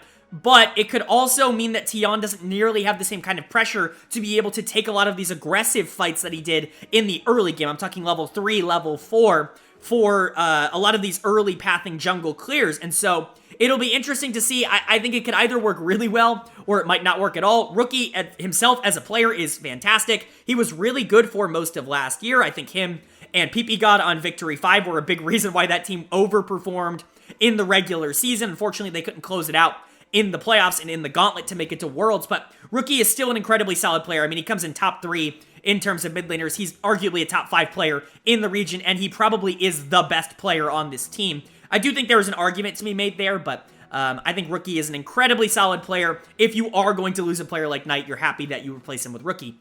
And then you've got the bot lane. You keep them both, JackeyLove and Mark here. They work so well off of each other. JackeyLove is the shy but 480 carries, which is crazy to say that they won a world championship together, but incredibly aggressive, is going to win you games by himself. Will lose you some games by himself, but really what I think he cleaned up was a lot of the early game inconsistencies over the past year. The reason I have him ranked at number 2 above players like Gala and Light, who are, I would say, significantly more consistent than a player like JackeyLove, is that even at JackeyLove's lowest, I think he is still going to offer you quite a bit. His team fight mechanics are unparalleled. Even if he is behind, he's still going to be doing a ridiculous amount of damage, even if it's not comparable to what he would be doing if he was snowballed out of control. And so, for me, JackeyLove's impact on the game is higher than almost anybody in the league. He comes in at number 2 for me. His mechanics are insane, and I really do think pairing him up with Mark and getting that duo to work together, and I talked about this a lot last year, unlocked something in JackeyLove, this confidence, this kind of floor, as I like to say, for him to just play at his best as often as possible. I really do think we got one of the best versions of JackeyLove last year, and I expect that to continue this year, because Mark is also coming back, a very aggressive support, kind of that engage style support. He really is not an enchanter player, but he doesn't really need to be, especially with a player like JackeyLove. You want to be focusing on these engages. You want to be able to gain attention in the bot lane, try to get him snowballed out of control and win the games by himself. But even if that's not the game plan, which it often was for top esports last year, you have a jungler that really does appreciate having a roaming-oriented support. If you want to pick something like the Nautilus, hell, even the Pike, I know Mark plays it, right?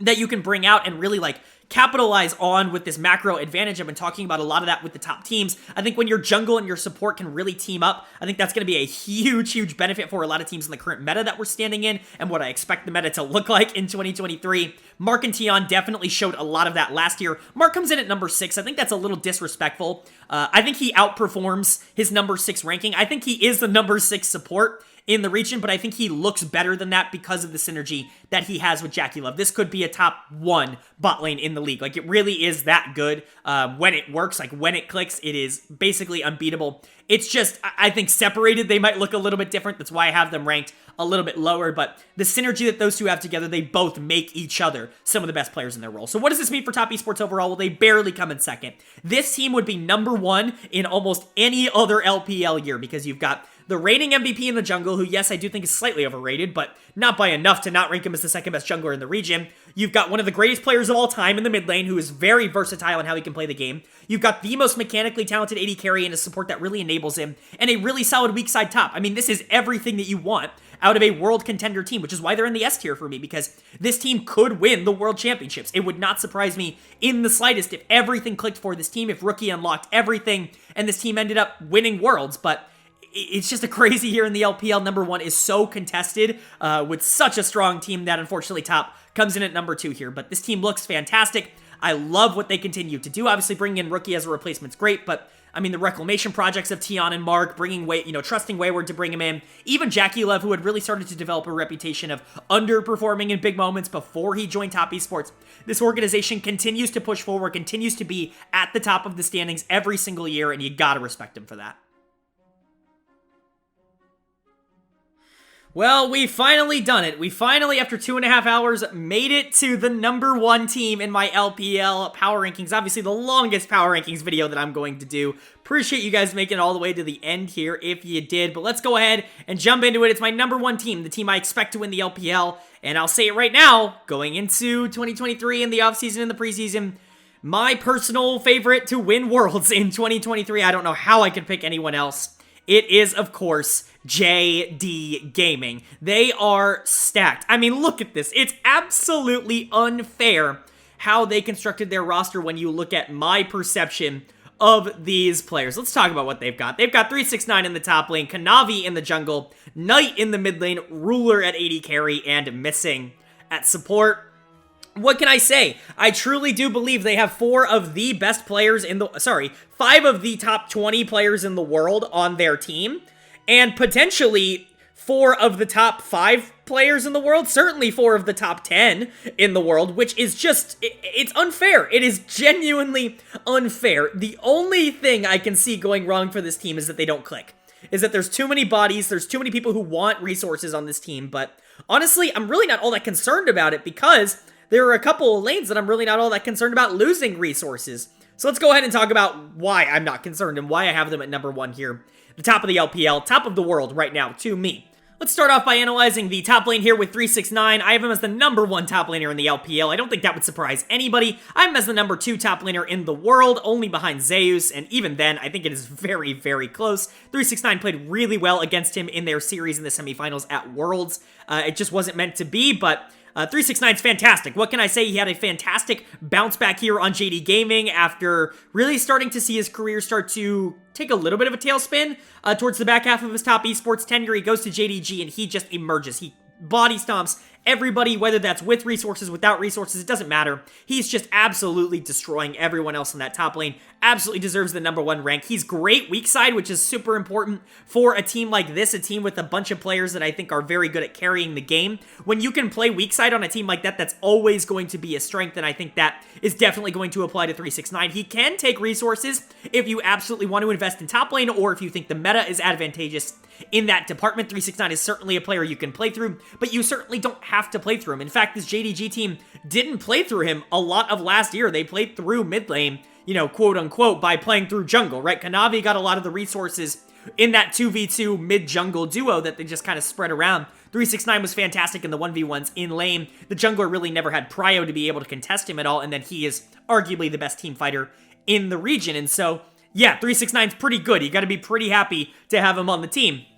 And then you've got Kanavi. I think you can make a really solid argument, and I will, that Kanavi is the best jungler in the world, or at least he was last year, obviously bouncing back from a really disappointing 2021. He really broke out in 2020 as one of the best junglers in the world. Kind of took a huge regression, as most of JD Gaming did in 2021, and then 2022 was his year again. He continues to be the most punishing jungler in the world without question. When he gains a lead, it is impossible to take it back. It really is a stranglehold, and he is so consistent at being able to generate those leads. Now, if there's one thing I would be at least a little concerned about, it's the fact that Knight does not have the playstyle of Yagao. Knight is very much a resource-heavy mid laner, whereas Yagao is someone who is willing to sacrifice a lot of resources in order to get his jungle ahead. That could be something that potentially messes with Kanavi's timings and potentially makes it more difficult for him to generate consistent early game leads, but Kanavi is just simply the most talented pather and the most talented jungler in the world, and so I don't have a lot of question marks in his ability to be able to adapt and be able to figure it out eventually, even if it's not quite as seamless as it would have been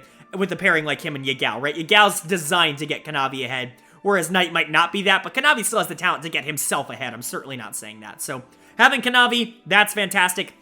You bring in Knight here. Talked about it, you lose Yagao, and yeah, Yagao really made Kanavi look great, but Knight might be the best player in the world. Like, Knight might just be the most talented player in the world. I have him right up there with Chovy. I think you can make they're 1 and 2 to me. I have Chovy at #1 barely right now, but like, come on, Knight's that guy, right? Like, Knight is that dude in the LPL, and I know he's kind of like a channel darling. Not a lot of people see Knight in the way that I see him, but he's the kind of player that if you put resources into him, you're probably going to win almost every game. He is just that talented. There is no one who carries games in the world with the same kind of precision that Knight does, in my opinion. And adding him to JDG here, it's like an embarrassment of talent, an embarrassment of riches. He's my number one mid laner in the region. He's my number one player in the region. I want to make that clear. I am very high on Knight. He was my pick for MVP in summer of last year, and I think he will continue to be sensational as he has been for the past 3 years. I know there's a lot of, narrative surrounding Knight saying like, oh, he doesn't perform in big games or his playstyle isn't conducive to winning.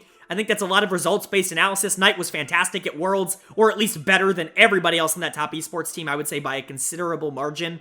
And I think you look back on the season, and I think it's really no question who was giving top esports a lot of the momentum and a lot of the tempo in those games for me, and that is Knight. So he's going to come in my number one mid laner. They're going to be happy to pick him up. Obviously, more of a resource-heavy mid, but I think that's almost counteracted by the switch in bot lane, where you bring in Ruler to play AD carry. Are you kidding me? My number one AD carry in the world coming into JDG? How is this fair? How is this allowed? Ruler comes in to replace Hope, who, if you wanted to call it like a weak link, he was the only weak link on the team. His style fit really well with what JDG wants to do, but honestly, Ruler is just simply a better version of Hope. Ruler, for being the best AD carry in the world, does not need a ton of resources. Obviously, he's fantastic with resources, but he doesn't need them. He is not the kind of player that needs to get all this jungle attention, that really needs to get his mid laner and his jungler and his support really investing into him for him to carry. He's perfectly fine playing weak side. He is the best team fighting AD carry in the world. He's a great 2v2 dueler. He knows when to go aggressive. He knows when to play passive.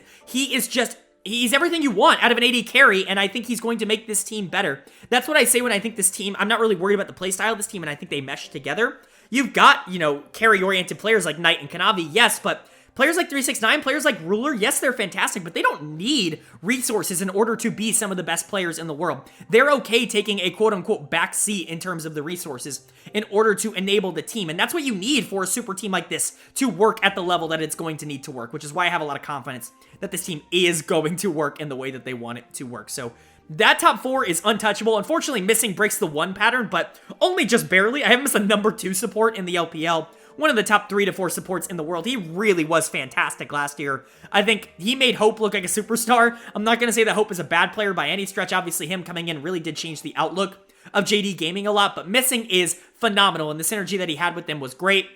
If Ruler and Missing can get on the same page, I mean, it's doomed. Like, the rest of the league is actually just doomed. That 2v2 is the scariest that you could possibly have in the league. It's number 1 by a considerable margin for me going into the year, at least in terms of talent. Obviously, we'll see. I think the 2v2 is fantastic. I think Missing could leave Ruler on an island and play weak side. Ruler's great at that. Pair up with Kanavi. He did that really fantastically last year. Play for Knight in the mid lane, which, Knight obviously is really going to like. The play styles are off the charts for me with what JD Gaming can do here, and the talent level allows them to do basically whatever they want, and even the player styles allows them to basically do whatever they want. If you want to play through Ruler, you can. Knight, actually, one of the biggest reasons why I had him as the number 1 player in the world going into Worlds last year is because it really did feel like he unlocked that second part of him. Yes, he's always been a carry-oriented player, but he has, in the past, struggled at the low resource playstyle that mid lane had kind of become over the course of the year.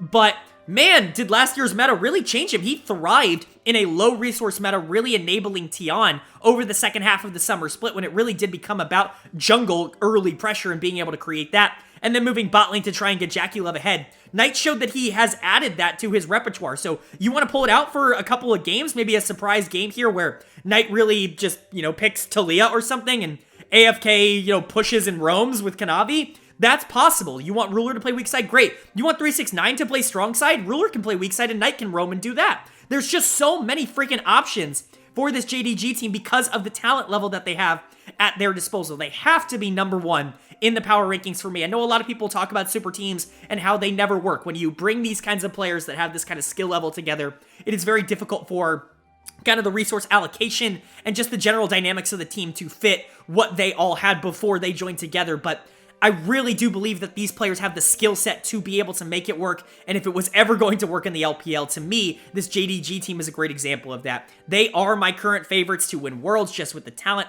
and the synergy, and hopefully, they can all live up to the hype that not only me, but a lot of the community is giving them going into 2023.